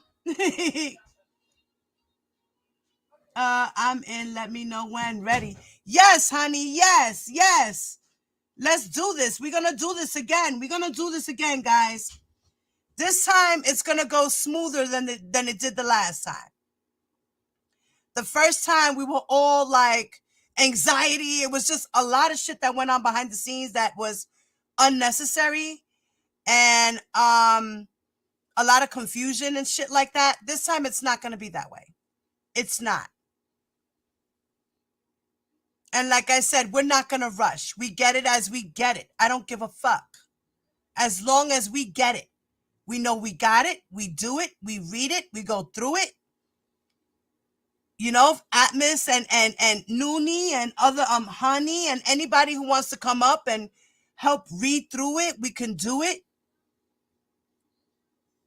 You know, if not doing it by myself, like Atmos was on it. He had a lot of time. He was able to do it, you know, and things like that. These readings are long reads. This isn't just 1, 2, 3. And if I have the time to spare and sit like today, 3 or 4 hours with you guys, 6 hours to read it through, I will. Atmos had all that time. He was able to do that. So it will be back and forth. I will do it. He will do it. It doesn't matter if he did it already or I did it already. It doesn't matter. Because as you can see, here we are months later and we're still rereading the transcripts.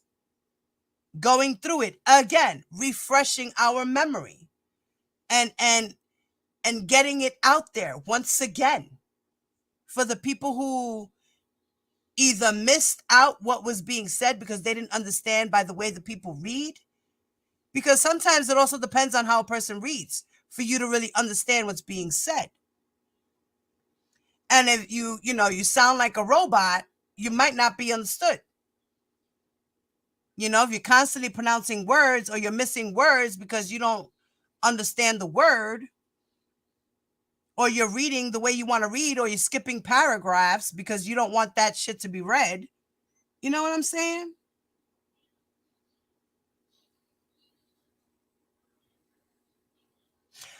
Yes, ma'am. Yes, ma'am. I will, Miss Frugal. I was actually thinking about doing, maybe we could do the hearing for members only. And we can listen to it in the members only. And then I would delete it after. You know, but I would do it just for the members. Hey, top notch wifey. What's up, ladies? Y'all just jumped in the building. What's up, mamas?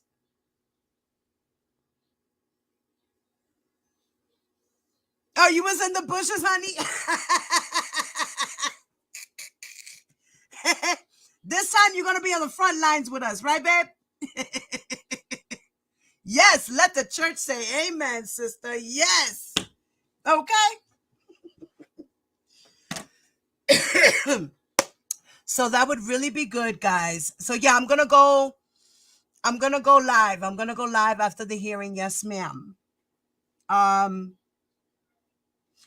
Mommy, we over here. We good, baby. We good over here. We was just reading the transcripts about for the John Doe testimony of Richard Arline.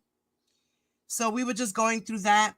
We just finished the direct examination by the government to him. And tomorrow I will go live and we will talk about what happened in Chicago's hearing.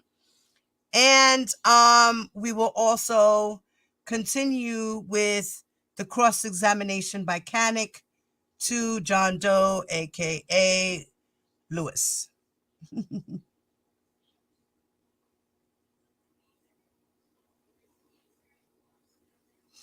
Yeah, so we will definitely be doing that. So guys, thank you for your support, sticking around. Remember, somebody put the number in the chat again. I don't know.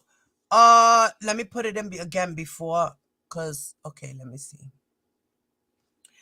Well, where were we at? We left it on page 1889, correct? Is that what it was, y'all? Oh shit. 1887. 1887. Okay. Just so I could put it in and remember. You know? Yeah, que you know, que these people think I don't know what the fuck. And the Boski was calling my phone off the hook. Thank God it ain't there no more. And harassing my husband's phone number too. Or whoever it was, I don't know. Somebody was harassing me, but I think it was his ass. And every time I answered, he wouldn't say nothing. So, bitch, what the fuck you calling me for? If you're not gonna fucking say nothing, what are you calling me for? Huh? If you're not gonna say nothing, don't fucking call me. Thank you. I appreciate it. All right, guys. You know, your girl Diva, if you guys would like to leave any donations to support the channel, y'all already know. Diva got a Zelle. I got a Cash App. I got a PayPal. The information scrolling on the bottom of the screen. As you can see, my name, title, Diva Divine Light. The $sign in the front is my Cash App information there. And if you guys would also like to donate to our brother Larry, who's down, but we got his back no matter what. Fuck what the people say about Larry. They just hating, mad, because Larry is the motherfucking man and they don't like it. It's okay. They'll be all right. You could donate to him, and the Cash App is $Cuphead40. And if you guys like the content, on top of that, you could even hit me in the super chat and leave a message or a little emoji, whatever's whatever. Love y'all. Y'all already know. And please make sure you hit that like button on the way out. If you are not subscribed to my channel, please subscribe to the channel. Hit the notification bell on the side. Put it on all. Thank you very, very much for stopping by. And if you are watching the replay, if you would like, you can leave a comment below. As long as your comments are respectful, they will stay up. If they are disrespectful, they will be chopped out. Thank you very much for that. And I also have a members only club that you guys can join for $1.99. We get little perks. You can put emojis in the chat. Guys, whoever's in the members group, for those that are members, please do me a favor right now and throw some examples of the emojis that you guys can use, the little stickers that we have for the members only. Thank you. I would love that so that the people can see what type of emojis we have. And, my members only is also for private book screenings and exclusive content and things of that nature. So if you would like to join, it's only $1.99 a month. That's the only tier I have. I don't have any other tier. It's just $1.99 a month, y'all. And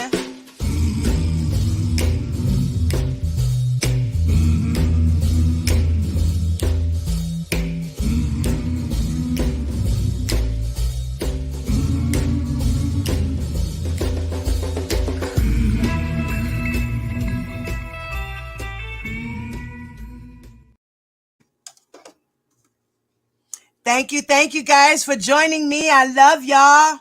And remember, peace, love, and hair grease. Smoke some weed. Don't forget to hit the likes, guys. I love y'all. Ladies and gentlemen, lend me your ears and your eyes. Diva Divine Light, live from Brooklyn, New York. Know the lane for what you saying, yo. Said it with my 9 million with the dilly, yo. When I be on the mic, yes, I do my duty, yo. While up in the club, I be wild in the studio. You don't wanna vibe, me, nigga, really and truly, yo. My main thug, nigga named Julio, he moody, yo. Like a nigga that'll slap me with the toolie, yo. Bitch, nigga scared to death, act fruity, yo. Fuck that, look at shorty, she a little cutie, yo. The way you shake it make me wanna get all in the booty, yo. With no delaying for what you saying, yo. Diva Divine Light. Really my party to me. Fuck me, see this what you got for me. Put more than fans with my eyes to see. Still $1 in the place to be. If you really my party to me. Fuck me, see this what you got. got for me. Put more defense with my eyes to see. Jump up, dollar in the place to be. If you. You're watching Diva, the Divine Light. A fun-loving, caring, passionate person who talks about sex, celebrity, and real-life issues, and even abuse. So hit that like button and make sure you share the show. Really high-hearted to me. Fuck me, see what you got for me. Put more defense with my eyes to see. Jump up, dollar in the place to be. If you really high-hearted to me. Fuck me, see what you got for me. Put more defense with my eyes to see. Jump up, dollar in the place to be. If you really high-hearted to me. Fuck me, see what you got for me. Put more defense with my eyes to see. Jump up, dollar in the place to be. If you really high-hearted to me. Fuck me, see what you got for me. Put more defense with my eyes to see. Jump up, dollar in the place to be. If you. Here comes the pitch, and it comes in wide. Oh, the go ball.